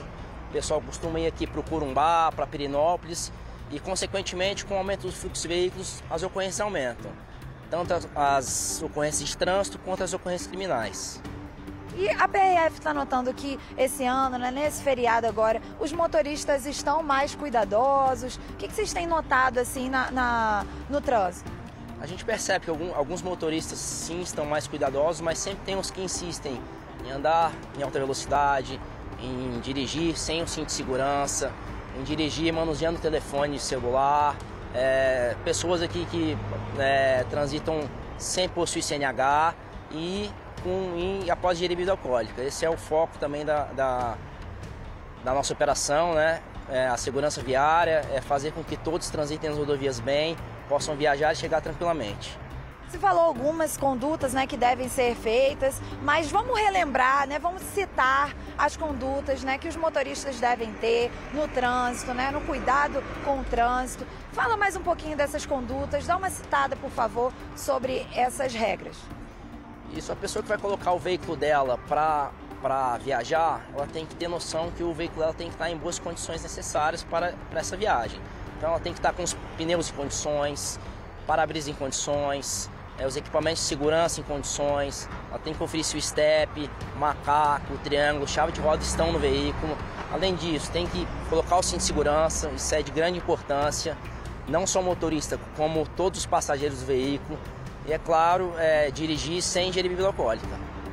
Muito obrigada, Felipe. Vivi, a gente lembra que todas essas regras evitam não só as multas, né, que dá um prejuízo financeiro para os motoristas, para as famílias, mas também salvam vidas, né? A gente sabe que 1 segundo de desatenção já é suficiente para acontecer uma tragédia. Então, vamos evitar estresse, vamos seguir as regras da PRF para ter um feriadão aí bom com a família, não deixar nada atrapalhar esse momento de lazer, né, Vivi? Volto com você. É isso, aproveitar ao máximo aí o feriado. E olha só, um dono de uma academia da Asa Norte e alguns funcionários que trabalham para ele estão sendo investigados por suspeita de tortura. Vê se pode. Segundo a Polícia Civil, eles são acusados de terem torturado o gerente da unidade. E quem vai contar melhor essa história para a gente é o Márcio Fontinelli. Márcio, boa tarde para você novamente. Olha, durante as buscas ali encontraram várias armas. É isso mesmo, Vivi. Foram encontradas 23 armas e também outros acessórios também, como facas e aquelas armas Airsoft também. Boa tarde de novo para você e para todo mundo que acompanha o SBT Brasília. A polícia investiga esse caso, Vivi, a partir da denúncia de que o dono dessa academia, junto com outras pessoas, mais 4 pessoas, teriam torturado o gerente da academia. O motivo dessa violência, a polícia ainda não informou. Hoje de manhã foram cumpridos mandados de busca e apreensão em 5 locais, na Asa Sul e na Asa Norte, sendo residências e também na academia, a qual esse rapaz é dono, esse rapaz que praticou esse ato de tortura. A gente vai escutar agora uma entrevista que a gente fez com o delegado Renato Lourenço, que explica melhor como é que foi essa ação da polícia. Vamos ouvir. As investigações tiveram início a partir da notícia de que um gerente de uma academia de luta da Asa Norte teria sido torturado e extorquido pelo proprietário dessa academia e por outros funcionários. Essas investigações com relação ao crime de tortura e extorsão continuam em sigilo na 2ª Delegacia de Polícia. Cumpriu na data de ontem mandado de busca e apreensão na casa de 4 suspeitos pelo crime de tortura. 3 deles tinham em sua residência armas de fogo não registradas. Os 3 foram autuados pelo crime de posse ilegal de arma de fogo. A delegacia apreendeu um total de 23 armas de fogo na casa desses investigados, além de 6 armas de ar comprimido. Um dos criminosos ainda foi preso pelo crime de tráfico de drogas, pois tinha em sua residência expressiva quantidade de maconha. A polícia continua investigando esse caso, Vivi, e quando a gente tiver mais informações a gente vai trazer novamente. Mas é isso, a polícia investiga então a situação desse gerente que teria, junto com outros 4 funcionários, 4 amigos, torturado esse rapaz. Uma linha que é trabalhada é uma linha da questão de dívida, porque durante essa tortura, segundo foi relatado pela vítima, o dono dessa academia, ele teria tentado invadir a conta bancária do gerente, pediu que o gerente abrisse essa conta e a partir disso ele iria fazer algumas transferências. Mas o gerente, que é a vítima, não tinha nenhum valor. Eu volto com você. Obrigada pelas informações, viu, Márcio? E olha, um policial militar agrediu um casal que aguardava atendimento para o filho de 3 anos em um hospital. O pai estava com a criança no colo quando foi atacado. As imagens mostram uma sequência de agressões em detalhes. O PM dá um tapa na cabeça do homem. Depois começa a chutar as pernas dele. Qual é, irmão? Precisa disso não, cara. A mãe tenta defender o marido. O policial a puxa pelos cabelos e a joga no chão. O espancamento continua. Repare que uma pessoa tenta interromper a gravação feita com o celular. Segundo as vítimas, é uma funcionária do hospital que diz várias vezes: sem filmar, precisa disso não. Sem filmar. O PM que aparece no vídeo é Leonardo Pinto de Aguiar. Ele estava acompanhando um outro paciente que estava custodiado no Hospital Lourenço Jorge, na Barra da Tijuca, zona oeste do Rio. Francisco e Viviane buscaram atendimento para o filho de 3 anos que sofreu uma fratura na perna. O menino foi submetido a um raio-x, que, segundo a família, foi perdido na unidade. Quando o médico disse que teria que operar o garoto sem o exame, o pai falou que iria procurar outro hospital. Quando estava indo embora, foi abordado pelo agressor. Ele veio e já veio me defendendo um soco aqui na cabeça, né? Eu com meu filho no colo e gritando: tira a criança dele, tira a criança dele. Meu filho começou a gritar, desesperado, gritando papai, e gritava. A Polícia Militar se manifestou apenas por meio de uma nota. Informou que já tomou ciência do fato e instaurou um procedimento apuratório sobre o caso, mas não esclareceu se o agente que praticou as agressões foi afastado do trabalho nas ruas. Já a Secretaria Municipal de Saúde nega que o raio-x tenha sido perdido. Também afirmou que não tolera qualquer ato de violência, mas não se posicionou sobre a funcionária que tentou impedir a gravação. Esse policial tentou pedir para a testemunha apagar o vídeo, porque ele sabia do crime que ele estava cometendo ali. E por aqui, uma mulher de 61 anos foi vítima de uma tentativa de estupro em plena luz do dia. Isso foi lá na QI 27 do Lago Sul. Ela teria sido arrastada por um homem para uma área de mata, assim que ela desceu de um ônibus. Quem vai trazer os detalhes para a gente é a Tayane Mello. Tayane, boa tarde mais uma vez. Você está aí nesse local, né, onde tudo aconteceu. Conta pra gente como é que foi a tentativa desse crime. Exatamente, Vivi. A gente está aqui agora na parada de ônibus aqui no Lago Sul, né, na QI 27, onde tudo aconteceu. E aí eu vou pedir para o nosso cinegrafista Magno mostrar aqui o local, né? É um local que passa muito carro, a gente vê que não é um local deserto, claro que isso não justifica, mas a gente vê que é um local normal, né? Mais lá para baixo tem outra parada de ônibus, tem postes de iluminação, ou seja, se fosse à noite também estaria iluminado. Então é um local realmente que passa muita gente, a gente está aqui próximo à ponte JK, inclusive. Então assim, o que aconteceu? A idosa foi descer de um ônibus, ela estava indo para casa da filha nesta quarta-feira por volta das 3 horas da tarde. E era um dia útil, hein, Vivi? Quarta-feira, não era nem fim de semana, né, que o pessoal pega menos ônibus. Em um dia útil, ela desceu aqui do ônibus.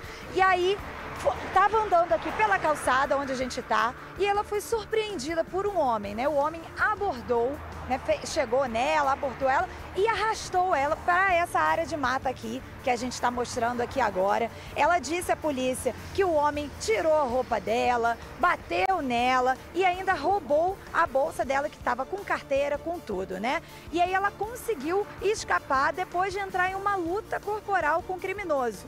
Então ela correu aqui em direção à rua para pedir socorro e o suspeito fugiu, Vivi.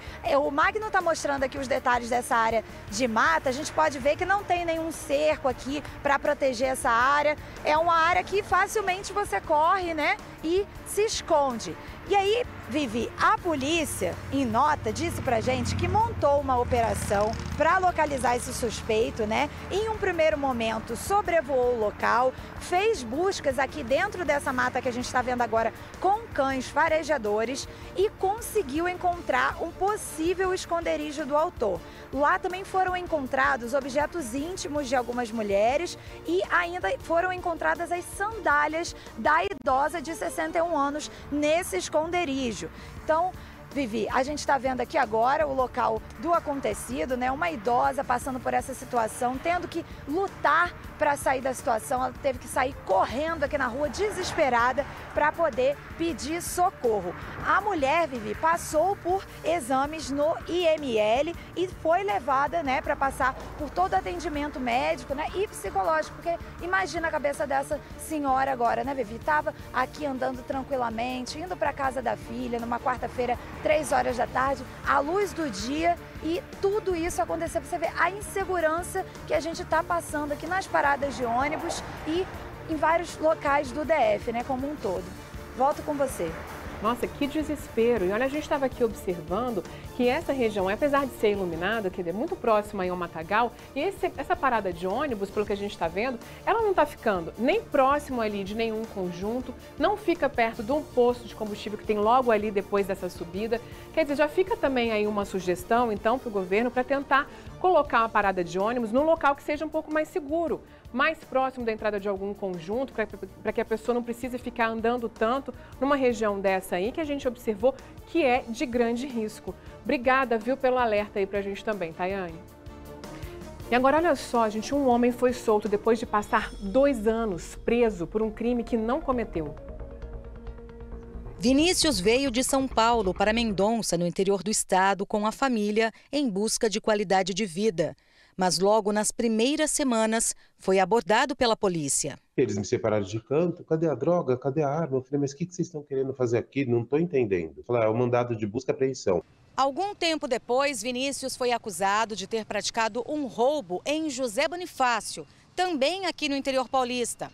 Ele negou o crime e sequer tinha as características do suspeito. A vítima havia comentado que tratava-se de um indivíduo pardo, forte e com cabelo cortado, estilo tigelinha. Nisso que o Vinícius era uma pessoa obesa, negra e sempre teve cabelo raspado, de acordo com os históricos de fotografias e até mesmo dele naquele momento.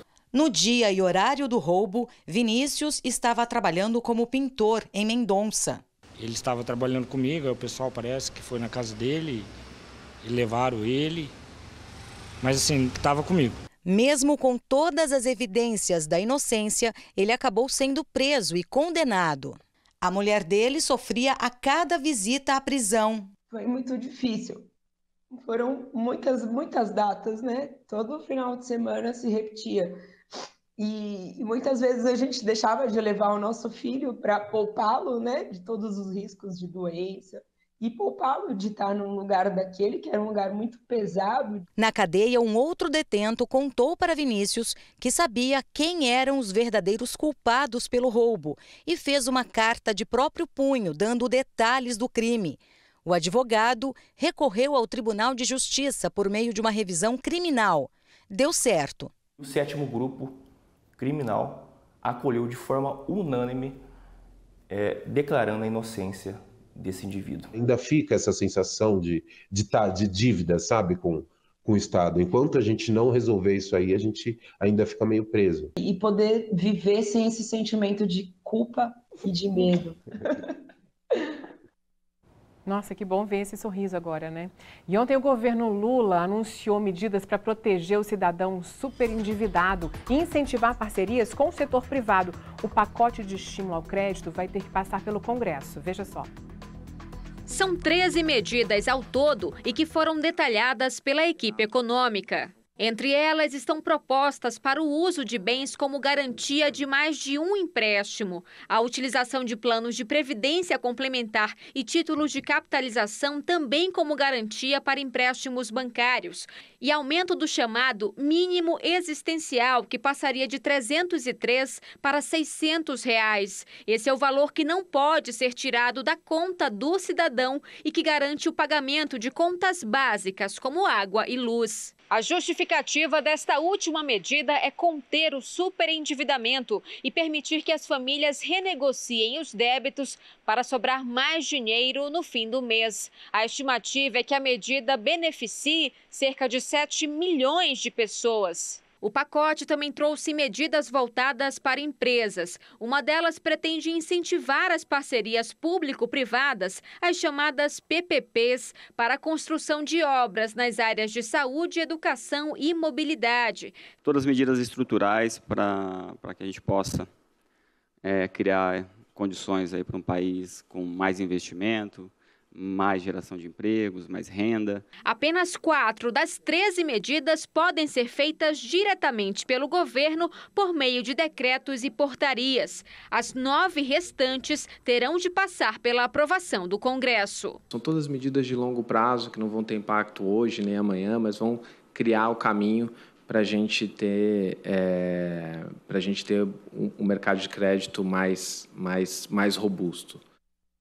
Olha, hoje tem uma programação extensa e especial pelos 63 anos do aniversário de Brasília e tem programa especial para comemorar o aniversário da cidade também, não é sábado deste fim de semana.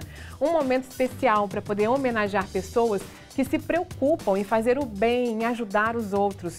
Novos personagens que vocês vão conhecer e vão se inspirar. Mas enquanto o sábado não chega, vamos relembrar quem recebeu o troféu Heróis de Brasília no ano passado? Hoje nós vamos apresentar a história da Isabela Fialho, que perdeu o movimento das pernas por causa de 2 erros médicos. E aí, 4 anos depois, com muito esforço, ela se levantou da cadeira de rodas e andou. Nesse processo de se reerguer, literalmente, a Isabela tem ajudado muita gente a se levantar também. Veja só.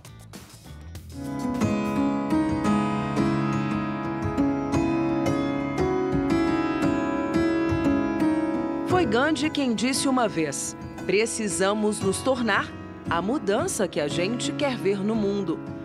Para alguns, essa consciência vem de berço, quase que um dom. Para muita gente, ela é adquirida na criação, na empatia, na formação. Mas para outros, a transformação acontece no susto.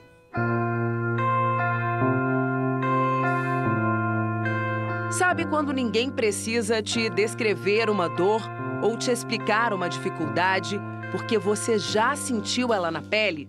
Para essa brasiliense, foi mais ou menos assim. E quem é ela? Isabela Fialho, 24 anos. Em 2016, eu sofri 2 erros médicos que me deixaram na cadeira de rodas por 4 anos. Eu fui fazer uma cirurgia de redução de mama e na hora da anestesia, o anestesista errou, pegou um nervo nas minhas costas e isso me gerou uma dor absurda. Eu tinha dores assim, eu não conseguia vestir roupa, o cabelo batia, eu apagava de dor. Era como se meu nervo tivesse exposto. E aí, 2 meses depois, outro anestesista foi fazer um procedimento para tentar aliviar essa minha dor e foi fazer uma inserção de catéter. E nessa inserção ele pegou a minha medula. A partir desse dia, eu não conseguia mais mexer da cintura para baixo. Na verdade, era da altura do peito para baixo. Para contar essa história, a gente passa por muitas outras. É que a Isabela hoje é um canal de transformação. Sabe uma vida que muda outras vidas? Essa é a ideia. Um trabalho de formiguinha que começa no básico, a vontade de viver em um lugar melhor. No último sábado do mês, essa turma também vai ao ar por um mundo melhor. Uma ação social voluntária e que promove um encontro lindo demais. De um lado, quem precisa de ajuda. Do outro, quem pode ajudar. Os itens viram cestas, como essas aqui, que ajudam famílias carentes a ter comida na mesa. Nessa ocupação, que fica no Recanto das Emas, 32 famílias receberam esse carinho. Um pessoal que vive em situação precária. Barracos de madeirite, sem acesso à água encanada. Um lado da nossa capital que não aparece nos cartões postais. Não vai parar no Instagram, não é ponto turístico, mas que é completamente real. Porque tem família que já tem dia que não está comendo. Falta de gás, falta do que comer. A gente não pode roubar para pegar, para comprar, né? Aí temos que ficar com fome mesmo. O projeto Alma Lavada leva alimentos, roupas, calçados e o mais importante, muito, muito amor. É isso, afinal, que faz a história de toda essa gente e da Isabela virar uma só. A Isabela é voluntária no projeto Alma Lavada, mas ela não participa apenas dele. Também está engajada em outras causas sociais. Além disso, ela criou um clube de assinaturas de doces e bebidas. Parte do lucro da venda desses kits é doada para instituições carentes, não só aqui no Distrito Federal, mas também em outras partes do Brasil. Eu sempre gostei muito de fazer doce. Muito mesmo. E os bombons eu comecei a fazer para uma forma de agrado às pessoas que iam me visitar. E aí eu comecei a vender em dezembro de 2017, porque foi quando eu fiquei em férias de tudo. Meus fisioterapeutas ficaram em férias, entraram de férias, eu entrei de férias nas faculdades. Eu ia ficar sem atividade. Eu falei, vou começar a vender, e aí deu super certo. Vendi muito mais do que eu esperava para o Natal, e aí a Keep Sweet começou. Essas caixas são caixas de doces e bebidas que todo mês a gente manda para os nossos assinantes, que eles podem fazer assinatura através do nosso site ou através do nosso Instagram, falando com a gente no nosso Instagram. E eles recebem todo mês, e cada mês ajuda, essa compra deles ajuda uma instituição diferente. Deixar de andar não parou Isabela. Pelo contrário, deu asas para que ela pudesse voar. As rodas não é uma âncora, não são uma âncora. Elas são um par de asas, né? Com as rodas a gente consegue ir mais longe, mais rápido. A gente pega um impulso e vai. E é com esse sentido que o livro nasceu. Eu escrevi um livro chamado Rodas para Voar, que é justamente sobre isso de fazer a diferença, impactar positivamente o mundo e ao meu redor. Esse livro, eu conto um pouco da minha história e a história de 4 outras pessoas com deficiência. Eu conto as histórias deles falando da história de vida, dos trabalhos, né, do que eles fazem, das viagens, eles mostrando que são pessoas normais. A Isabela veio de uma família estruturada. Cresceu com bons amigos, frequentou boas escolas. De onde veio, então, a vontade tão grande de fazer a diferença. É como se eu tivesse renascido e estou vivendo de novo no mundo das primeiras vezes. Assim, a gente comemora a primeira vez que eu tomei banho sozinha no box, sem estar sentada. A primeira vez que eu senti sede e fui buscar a minha água. Né? Começo a dar um valor completamente diferente para a vida, ter um gosto muito maior ainda por viver, coisa que eu sempre tive, mas agora mais, assim, sabe? Eu tenho muita sede de viver, eu tenho muita sede de fazer acontecer, de fazer a diferença, porque para mim, depois de tudo que eu já vivi, tudo que eu já vi, tantas histórias que eu já conheci, eu vivi que eu não sou, a gente não é sozinho no mundo. E eu não tenho como fechar os olhos para isso, né? Foi em 2020, no começo da pandemia, que a Isabela, depois de um processo longo e desafiador, voltou finalmente a andar. Eu não podia encontrar ninguém, mas eu falei, eu não vou ficar parada. A gente começou, vamos terminar. E aí eu ia por conta própria. A minha mãe foi me ajudando, e aí eu ia fazendo o que os fisioterapeutas me passavam. E aí voltei a andar, graças a Deus. A vida é boa pra caralho, nem sei por que eu tô chorando. Pra ser um super-herói não precisa de capa, basta apenas querer. Uma vontade que a Isabela tem desde cedo, mas que depois de passar 4 anos em uma cadeira de rodas, virou um projeto pra vida toda. Um talento na cozinha, uma história que vira livro, um tempinho disponível que pode ser usado para ajudar alguém que você nem conhece, mas que muito precisa. Quem ensinou a sonhar? Quem ensinou a sonhar? Quem ensinou a sonhar? Quem ensinou a sonhar? Que história linda e inspiradora, hein? Eu vou pro intervalo, mas é rápido, você me espera, já volto. Para você que está aí em casa nesse feriado, está procurando um lugar legal para levar as crianças, além da programação que nós mostramos agora há pouco, lá na Torre de TV, que vai ser o fim de semana inteiro, também vai ter programação especial lá no SESI Lab. E o Davidson Santos, que vai contar para a gente. Oi, Dave, mais uma vez, boa tarde. Esse lugar é incrível. Conta como é que vai estar sendo aí hoje para essa criançada. Boa tarde de novo, Vivi. Tô me divertindo aqui, confesso. Não tive a oportunidade de vir aqui no SESI Lab antes. Mas só que aqui nesse museu, é um museu diferente. Porque quando a gente fala de museu, a gente tem que se distanciar das obras de arte. Aqui não, é um museu interativo. Você pode, por exemplo, criar um tornado aqui. Quem diria, em Brasília tem tornado? Tem, no SESLab tem tornado. Você pode criar um tornado aqui. À medida que você vai se movimentando aqui, ali vai surgindo um tornado. Galera do esporte, inclusive, ó, não esqueci de vocês. Daqui a pouquinho tem SBT Esportes Brasília. Dá pra gente jogar um basquete aqui, acertar a cesta ali, com esse óculos super diferentão aqui, que muda completamente a sua visão.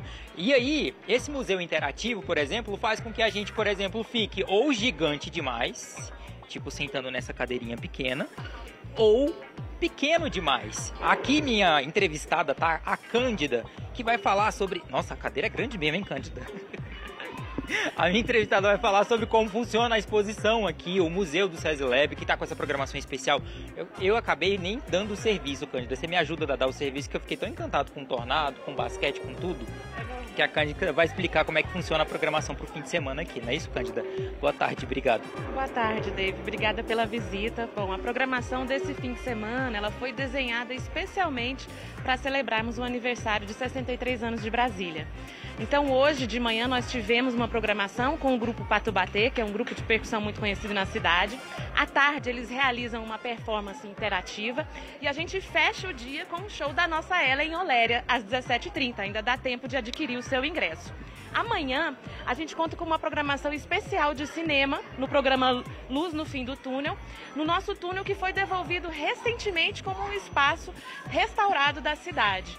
Nós contaremos com filmes sobre a história do Renato Russo, por exemplo, e de artistas que tiveram que sair da cidade, mas retornaram para construir sua carreira aqui. Além disso, a gente vai oferecer oficinas no Espaço Maker para ilustrações botânicas e uma oficina de desenhos na nossa varanda sobre o céu de Brasília. Vamos experimentar um aparato? Vamos experimentar aqui, vamos fazer esse experimento.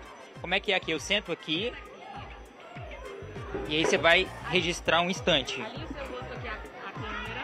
Tá. Isso, eu vou tirar uma foto sua, vamos ver o que acontece. Olha lá. Como é que ficou o resultado? Assustadoramente assustador ali, tô brincando. Ficou bem legal, registrei esse momento, esse instante aqui. Tem como você também pegar nas obras de arte, como a gente já falou aqui. É aniversário de Brasília, a gente vai mostrar agora algo bem interessante que tem aqui, que é essa luz refletida ali na parede, né, Cândida? Que aí a gente consegue colocar os monumentos de Brasília. Vamos montar nossa capital aqui, vamos montar nossa cidade. Esse é um jogo de sombras.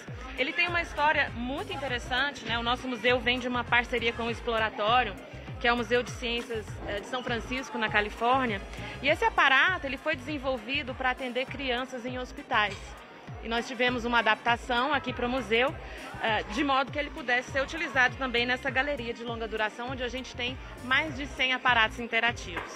Então aqui a gente tem a catedral, tem o lobo-guará, enfim, a gente pode montar várias histórias com esse jogo de sombras. O que é interessante é que o museu tem experiências para todas as faixas etárias, desde a primeira infância até a terceira idade. Esse aqui é um exemplo de aparato que atende a primeira infância. E aqui também você pode montar, você pode desmontar, tudo bem lúdico. Olha, as crianças brincando aqui junto com a mãe, junto com a avó também, junto com a tia, junto com quem vem aqui para o museu também. O pessoal vai montando, vai desmontando. Quase derrubei o dentinho aqui, nosso cinegrafista, mas a gente continua aqui como se nada tivesse acontecido. A gente continua mostrando que você, Cândida, mais cedo disse que o Patu Batê estava aqui como atração. Vamos fazer uma oficina daqui a pouco às 14 horas. E o Patu Batê, inclusive, que está aqui já na oficina Maker, que você também pode se inscrever para poder participar, vai tocar ao vivo aqui pra gente. Patu Batê que estava esperando a gente aqui para poder tocar. Boa tarde, pessoal. Tudo bem? Vamos fazer um som legal para a gente poder encerrar aqui a participação de vocês, mas antes faz o convite para o pessoal vir aqui às 14 horas prestigiar vocês. Vamos sim, vem aqui para o SESLab às 14 horas, comemorar o aniversário de Brasília junto com a gente, com o Patu Batê. Aqui na varanda vai ter muita sucata, instrumentos não convencionais, e a gente vai também participar com a galera, né? O pessoal que vai chegando vai fazer um sonzinho com a gente, vai conhecer os instrumentos. E vamos nessa, Patu Batê. Dá para fazer música com qualquer coisa que a gente puder brincar aí. Dá pra fazer, tem sons com latas, sucatas, baldes, eletrocalhas, né, cartas de carro, enfim, tudo, bola de basquete. A gente faz um som com tudo que aparece, tudo que emite um som, a gente faz um som. E também tem a parte eletrônica, né, com DJ, que a gente também acaba fazendo. É isso, então vamos pra parte mais legal do show. Podem bater aí pra gente, podem dançar.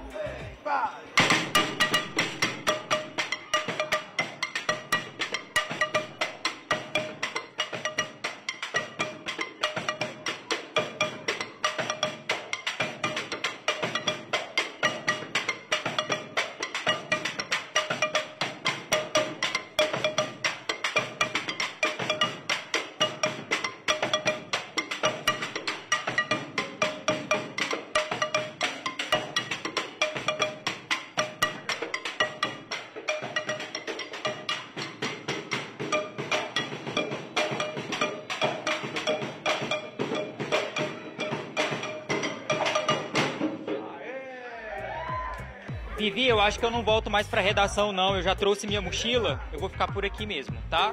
Dá tchau pro pessoal aí na redação, que eu acho que eu não... Vou ficar por aqui.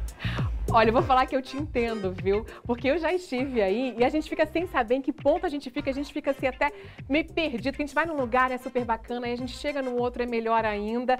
O pessoal que vai se surpreende, gente, é muito legal. Então aproveitem aí a dica do Dave, aproveita para encontrar ele por lá também, já tirar uma foto, porque o Dave vai ficar por lá e participar dessas oficinas, então, que vão ao longo da tarde. Obrigada, Dave, um beijo para você.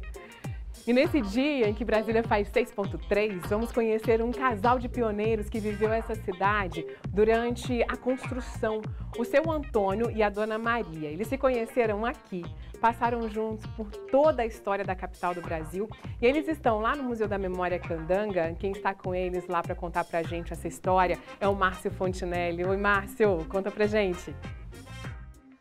Vivi, a nossa Brasília que completa 63 anos, a nossa capital, nosso quadradinho. Boa tarde para você, boa tarde a todos que acompanham o SBT Brasília. E a gente, Vivi, tem que contar a história de Brasília com quem construiu Brasília.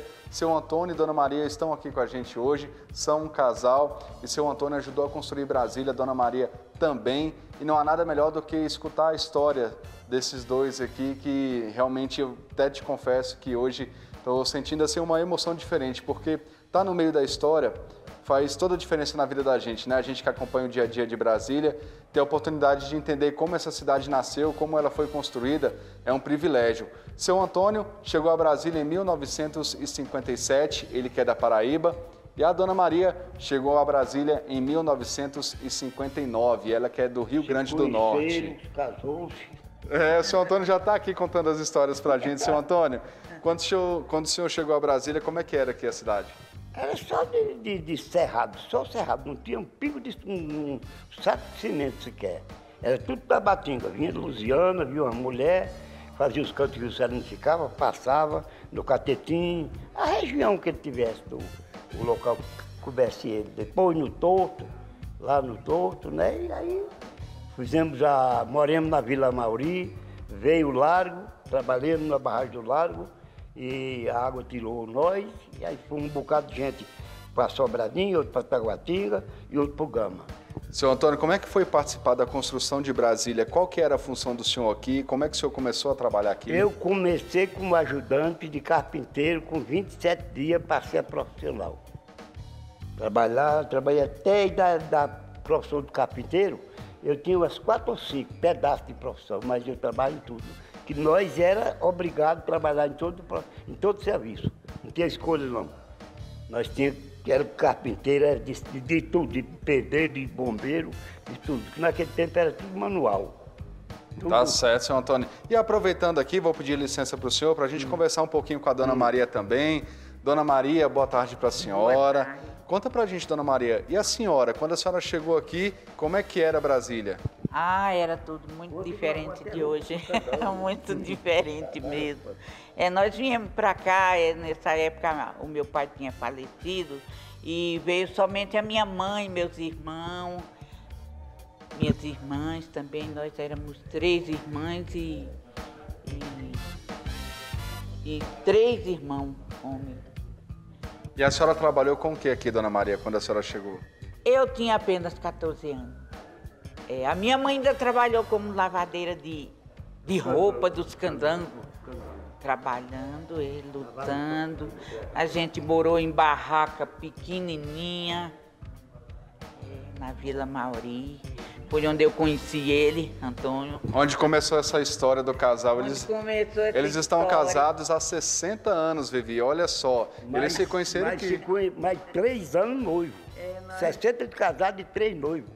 Nós de conhecimento mesmo, nós temos 63 anos. 63 anos. Aliança no dedo.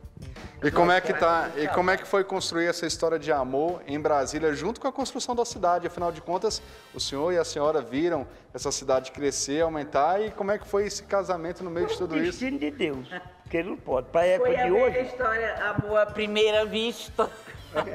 Amor à primeira vista. Então, da idade de casar com a idade dela, de 17 anos. Fiquei noiva com 15 anos. 15 anos já nós noivos de aliança. Vivi, deixa eu te contar uma coisa. A gente está aqui no Museu Vivo da História Candanga e aqui é o museu hoje, mas o seu Antônio estava contando aqui para mim que aqui na verdade era um hospital e ele ajudou a construir, foi ele quem colocou as madeiras aqui em volta. Então, o Museu Vivo da Memória Candanga, que a gente está aqui hoje, então o seu Antônio ajudou a construir, mas aqui era um hospital, né, seu Antônio? Era um hospital, era um canto de tirar documento, era essas coisas que eles ouviam, só tinha aqui. E no Núcleo Bandeirante. Mas o Núcleo Bandeirante era comércio. Era coisa, o Núcleo Bandeirante, que é o primeiro que tinha. Mas para resolver problema era aqui. Era o hospital daqui, era o canto de tirar documento. Inclusive eu tenho o documento tirado, ainda hoje eu tenho. Daqui, tirado daqui. Trocar da profissão, quando eu peguei minha profissão, foi aqui. E uma curiosidade, Vivi, é que o seu Antônio teve a oportunidade de almoçar algumas vezes com o Juscelino Kubitschek. Como é que foi, seu Antônio?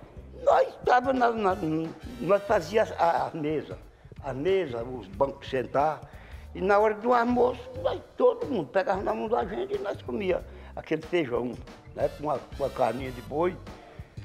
Né, era comidinha forte, né, seu Antônio? Forte, bem feita. Bem feita. E ele era popular, ele comia de tudo que aparecesse. Abraçava todo mundo, ia aterrissar numa firma, o povo não deixava, que chamava papai Juscelino. Né? Aí ele tinha que levantar e sair embora, senão matava até o povo pisando por cima. Qual é a maior lembrança que o senhor tem com o presidente Juscelino? A maior lembrança que eu tenho foi na inauguração da cruz lá do Palácio do Buriti, a cruz do Centro Brasileiro. Quando todos os peões, quase todos os pioneiros de Brasília foram para colocar a cruz. E aí ele pegou quase na mão de todo mundo naquela época. Muita gente chorava com ele lá, tudo martelo. O revólver da gente era um martelo. O meu mesmo era, que eu era da JEB, que mais não trabalhava na polícia, trabalhava só com o nome. E aí nós tínhamos a corda, agarrado na corda e o martelo na mão, para não invadir. Para construir também, né, seu Antônio, para ajudar na história. Saião, era o doutor Laranjeira, era Rael Pinheiro, era esse que é o técnico do Brasil, que é o que Lúcio Costa? É. O senhor teve com o Lúcio Costa também, né? Nós juntos, igual nós estamos aqui, ó. E eu não sei, mas eu não sabia nem que ele era inteligente daquele jeito, que ele era popular. Ele era tão popular que eles ficavam nos escritórios dele lá no Catetim, fazendo esses desenhos, as plantas de Brasília. Aí nós não chegava a ter contato, só pegar na mão, né? Fazer coisa que é um peão também. Eu considerava que fosse igual a nós. São histórias aí que a gente fica até imaginando como aconteceu, né, Vivi? É muito bom participar disso. Sofri tanto nós fazer o asfalto na carreira, do Palácio da Alvorada até Anápolis, faltando 20 minutos para Anápolis. Aí a outra firma tomou conta. Aí eu olhando o Juscelino, a única vez que eu vi ele pessoalmente foi na inauguração da catedral. Ele com a família, avistei, assim, de pertinho. A senhora já namorada do seu Antônio. Olha o olho do seu Antônio. E para o senhor, qual que é o sentimento que o senhor tem com relação a Brasília? O que Brasília significa para o senhor? Para mim é quase melhor do que a minha terra. Eu amo ela como fosse a minha terra. A minha onde eu nasci, na Paraíba. Mesma coisa. Eu tenho gosto de Brasília. Brasília é muito bacana, muito linda. É difícil. Parece que foi um sonho quando disseram que ia construir a nova capital da República, que eu pisei nela, eu nunca tive desgosto de nada. Toda a vida andei Brasília. E, dona Maria, para a senhora, o que significa Brasília? A Brasília, para mim, é o seguinte, eu sinto como minha terra, porque eu cheguei muito novinha, né, 14 anos, e aqui nós construímos a nossa família, tá aí os filhos, ele é o caçula. Tá com Wilton, né? É. Vem cá, Wilton, vamos fazer o finalzinho aqui com você. Já que a dona Maria falou, a gente vai mostrar quem é o Wilton. Esse é o Wilton. Qual que é a emoção de ser um filho de um casal como esse? O Antônio Filho também tá lá. O Antônio também. Vem cá, Antônio. Fica aqui atrás também, ótimo. Junta aqui já a família toda. Pronto. Wilton, conta pra gente qual que é a emoção de ser filho de um casal tão carismático como esse, que também fez a história de Brasília. Sim, eu estou emocionado, tá? Esse local e a história deles é muito viva para nós, né? E nós temos esse mesmo sentimento de amor por Brasília, né? Então, meu pai e a minha mãe sempre ensinou para a gente isso, o amor à Brasília. Eles se dedicaram a vida inteira a todos os projetos aqui em Brasília. Continuam ainda já idosos, mas acreditando, né, em Brasília e lutando por nós, por nossa família. Então, o sentimento de amor à Brasília é pulsante na nossa família, né? E eu agradeço muito a Deus ter tido meus pais, né, com esse desafio tão grande de vir, tão novos, né, enfrentar uma grande situação de início de construção de Brasília. Obrigado, Antônio. E para você é orgulho, né? É um orgulho. Eu sou nascido em Sobradinho, né, 49 anos, e Brasília para mim é tudo. Meu pai já falou, vamos lá para Paraíba, lá, meus tios e tal. Meu irmão fala também, eu falo, não, Brasília é meu lugar. Tá certo. Vivi, com a família toda reunida aqui, a gente deixa o nosso abraço, o nosso parabéns para Brasília. E com toda essa emoção aqui, eu encerro e volto com você. Tchau. Tchau, gente. Olha que barato ouvir essas histórias aí sendo contadas pelo seu Antônio e Dona Maria. Eu fiquei aqui viajando, pensando como é que foi ali, aqui esse início da história, da construção da cidade. Ficaria horas ouvindo esses casos aí dos dois. E que bonitinho, hein? 63 anos juntos, 60 de casado, 3 anos antes de noivado, mesmo tempo de Brasília. Parabéns, viu? E olha, o foguete considerado o mais poderoso da história explodiu ontem, poucos minutos depois de ser lançado nos Estados Unidos. A nave, desenvolvida pela empresa do bilionário Elon Musk, é do mesmo modelo que será usado em futuras expedições à Lua. No horário previsto, tudo pronto. De longe, uma multidão acompanhou o lançamento do foguete com um tamanho 3 vezes maior que o Cristo Redentor.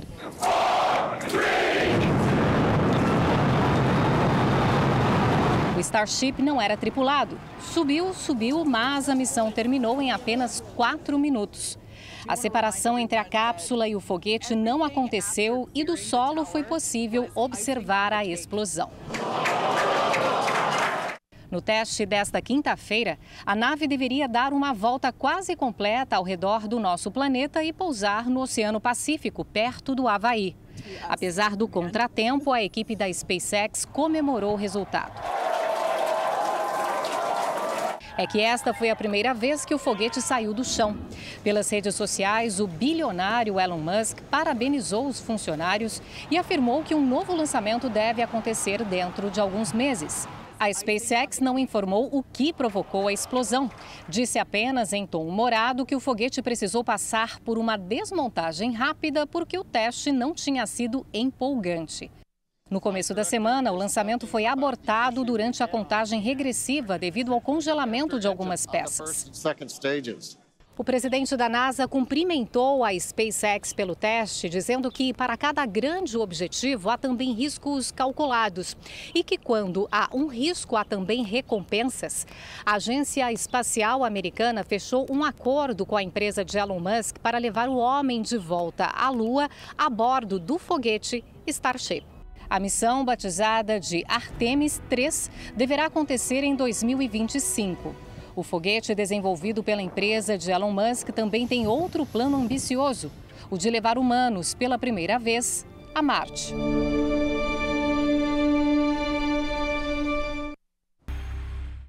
Estamos de volta e olha só, mesmo com informação, com recomendação médica, mais da metade dos brasileiros ainda consome mais sal do que o recomendado. É o que mostra, inclusive, uma pesquisa nacional que foi coordenada por universidades e hospitais. O que acontece? Ao ingerir muito sal, a pessoa consome também um dos componentes do produto, que é o sódio, e é considerado inimigo do coração. Aquela pitadinha que faltava. Deixa melhor a comida. Eu prefiro. Para Amanda, sem sal, sem graça. Quando eu não sinto gosto, eu coloco um pouquinho mais. Dá um gostinho na comida diferente, né? A Aline não exagera. Não dá para comer sem sal. A comida já foi bem temperada e mesmo assim, a maioria dos clientes quer mais. O paladar do brasileiro ainda está voltado muito para o sal. A gente lá dentro tenta oferecer um alimento saboroso, porque a gente entende que o sal é apenas um realçador de sabor. A gente prioriza mesmo a comida de verdade, sabe? O temperinho, aquele gostinho de casa. Tudo que é consumido em excesso faz mal e com o sal não é diferente. Mas apesar de todas as pesquisas e alerta dos médicos a respeito dos riscos à saúde, o brasileiro parece não se esforçar muito para reduzir o consumo. Uma pesquisa nacional mostrou que 56% da população ultrapassa a quantidade diária recomendada. O consumo excessivo de sal faz com que a gente consuma um nutriente chamado sódio em excesso. E essa quantidade de sódio em excesso leva ao que a gente conhece muito no Brasil chamado de hipertensão arterial, que é a pressão elevada. Ela é fator de risco para doenças cardiovasculares. A pesquisa foi baseada em estudos da Academia Nacional de Ciências, Engenharia e Medicina dos Estados Unidos e chegou à conclusão que o limite é o consumo diário de 2.300 miligramas de sódio, o equivalente a uma colher de chá cheia de sal. O consumo diário dos brasileiros é de 2.432 miligramas. Um pacote, um só, de macarrão instantâneo já é metade do sódio do dia. Pode ser que nem seja um produto salgado, viu? Porque às vezes a gente tem um alto teor de sódio em biscoitos recheados. Nossa, olha, essa daí foi difícil, porque eu tenho que me controlar. Gosto, assim, de um salzinho a mais na comida. Biscoito até que eu não como, não, mas o salzinho... E olha, uma pesquisa inédita sobre o câncer revela a rejeição dos brasileiros a certos tipos de exames médicos. No caso da colonoscopia, por exemplo, que serve para diagnosticar o câncer do colo retal, mais de 90% dos encaminhamentos não são realizados por decisão do próprio paciente, não. A gente até chegou a mostrar essa semana aqui para vocês que essa doença só costuma dar sinais em estado avançado e por isso é tão importante o exame preventivo. Andréia descobriu um câncer coloretal recentemente. Fez cirurgia e está em recuperação.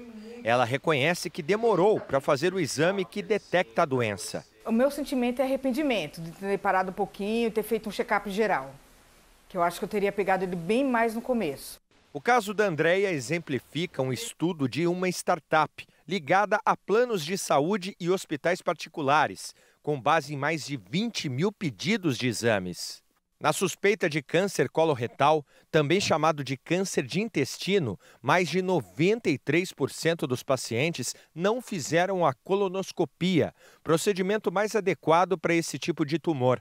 90% desistiram do exame para o câncer de colo de útero e 71% para o câncer de mama. A gente está falando então de um paciente que o médico pediu, que ele teve acesso, ele poderia ter feito o exame e por receio dele, ele não quis fazer o exame. O médico admite que alguns exames causam um certo desconforto, como a colonoscopia, mas alerta que o pior é não fazê-los. Se o paciente tem uma lesão pré-cancerígena, ele fez a colono e retirou, você diminuiu 100% a chance dele. A rejeição aos exames agrava ainda mais o quadro apresentado pelo Instituto Nacional do Câncer sobre o surgimento de novos casos no país. Mesmo quem precisa de cirurgia encontra hoje um forte aliado na tecnologia.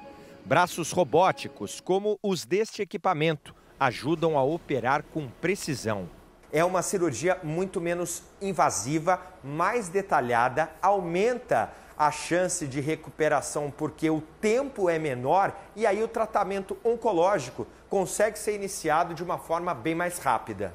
Operada com a ajuda do robô, Andréia não quer mais arriscar. Meu check-up vai ser direto, agora de 3 em 3 meses, conforme os doutores determinar. Olha, muita gente que não conhece o Distrito Federal imagina que o nosso quadradinho se restringe à Praça dos Três Poderes, ali à Esplanada dos Ministérios e a vários outros prédios com muitas repartições públicas. E jamais pensaria ali que na capital do poder também existe vida rural e que o campo representa uma fatia importante da nossa economia. É o que a gente confere agora na reportagem de Michael Leão.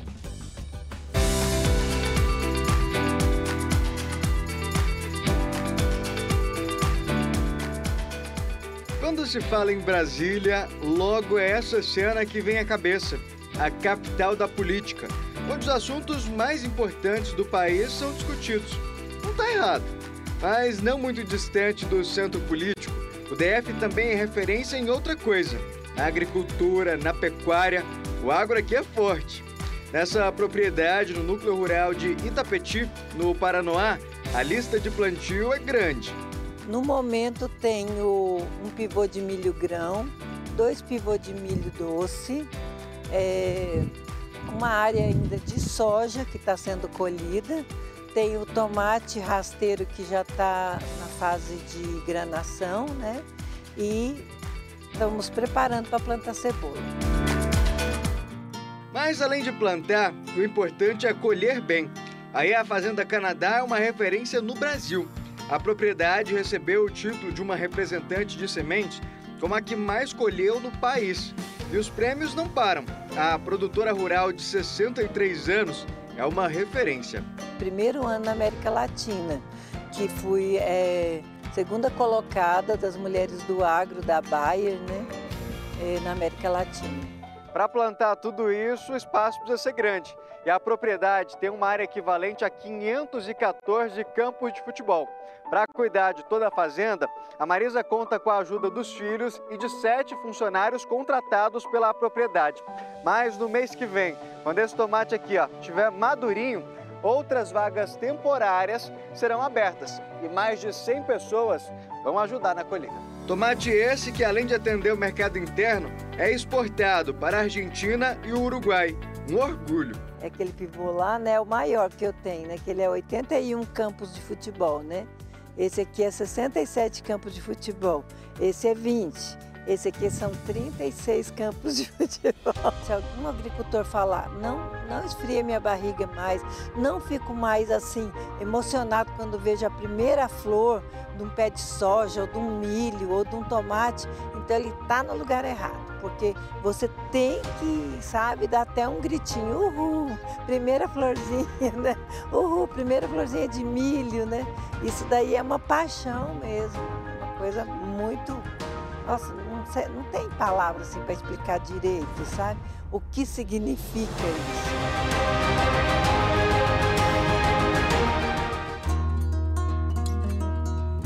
Falando em exportação, Brasília também tem título internacional de melhor café. Essa fazenda, no núcleo rural Lago Oeste, em Sobradinho, já recebeu por 5 anos o prêmio Coffee of the Year, ou Café do Ano, um concurso realizado durante a Semana Internacional do Café. O título é fruto do cuidado que o Carlos tem, além do plantio, na hora da colheita. O café, quando a gente colhe, ele vem verde, olha aqui o verdinho. Ele vem o café nesse estágio aqui, que ele se chama o cereja. Por quê? Porque ele está parecido uma cereja. Ele está com a polpa mole. Esse é o melhor café, mais procurado. E eu tenho um café que já passou do ponto de cereja, já é o chamado boia. A gente chama de boia, porque quando você coloca dentro d'água, ele boia. Mas ele também, na literatura, quando você coloca, usa mais chamado natural. É o de secagem natural. E pensar que anos atrás, essas terras aqui já cultivaram milho, soja, feijão. O plantio de café mesmo começou por acaso. A ideia era plantar só para abastecer a fazenda.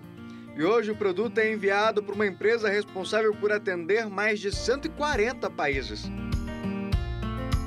Eu resolvi sair da pecuária de leite, dados os trabalhos, questão de preço, uma série de dificuldades, e queria para uma cultura permanente.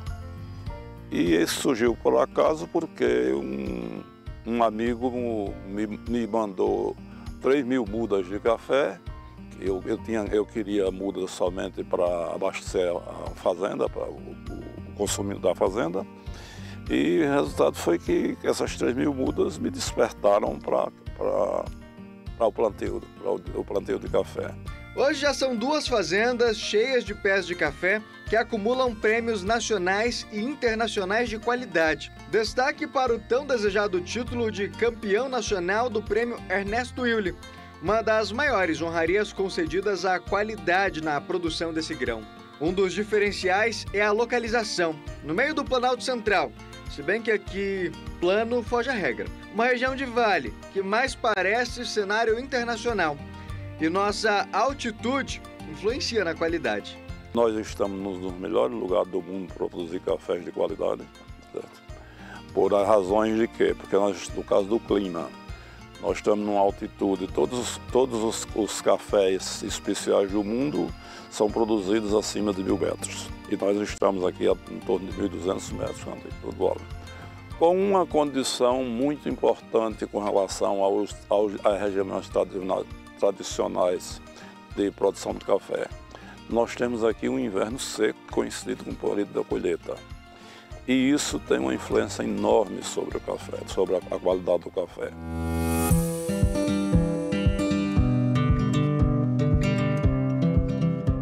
Orgulho do café do Cerrado e também da terra, que leva alimento de qualidade para várias partes do mundo e ainda gera emprego.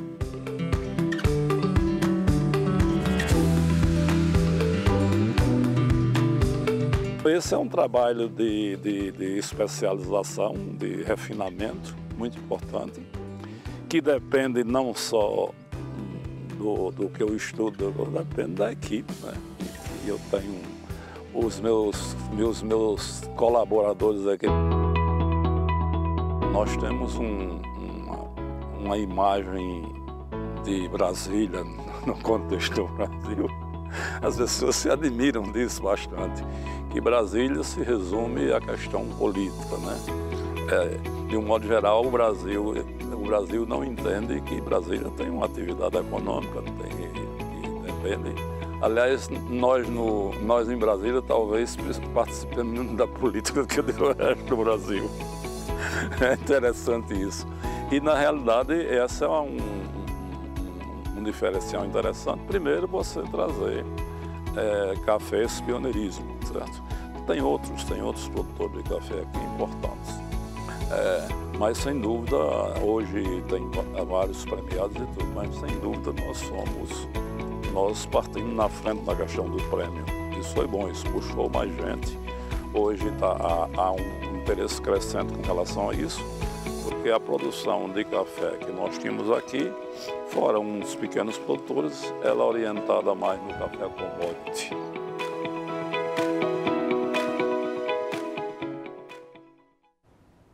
Legal, essa maravilha no DF, né? Muitas pessoas vieram de fora para ajudar a construir a capital, mas já temos também muitos brasileiros que se orgulham de ter nascido aqui, esse quadradinho que tem tanto a nos oferecer, como eu. Veja se você se identifica. Vivi Brasília. Como você vive Brasília? Quem já subiu numa mangueira? Colheu a amora madura ao passear pelo nosso pomar espalhado por Brasília.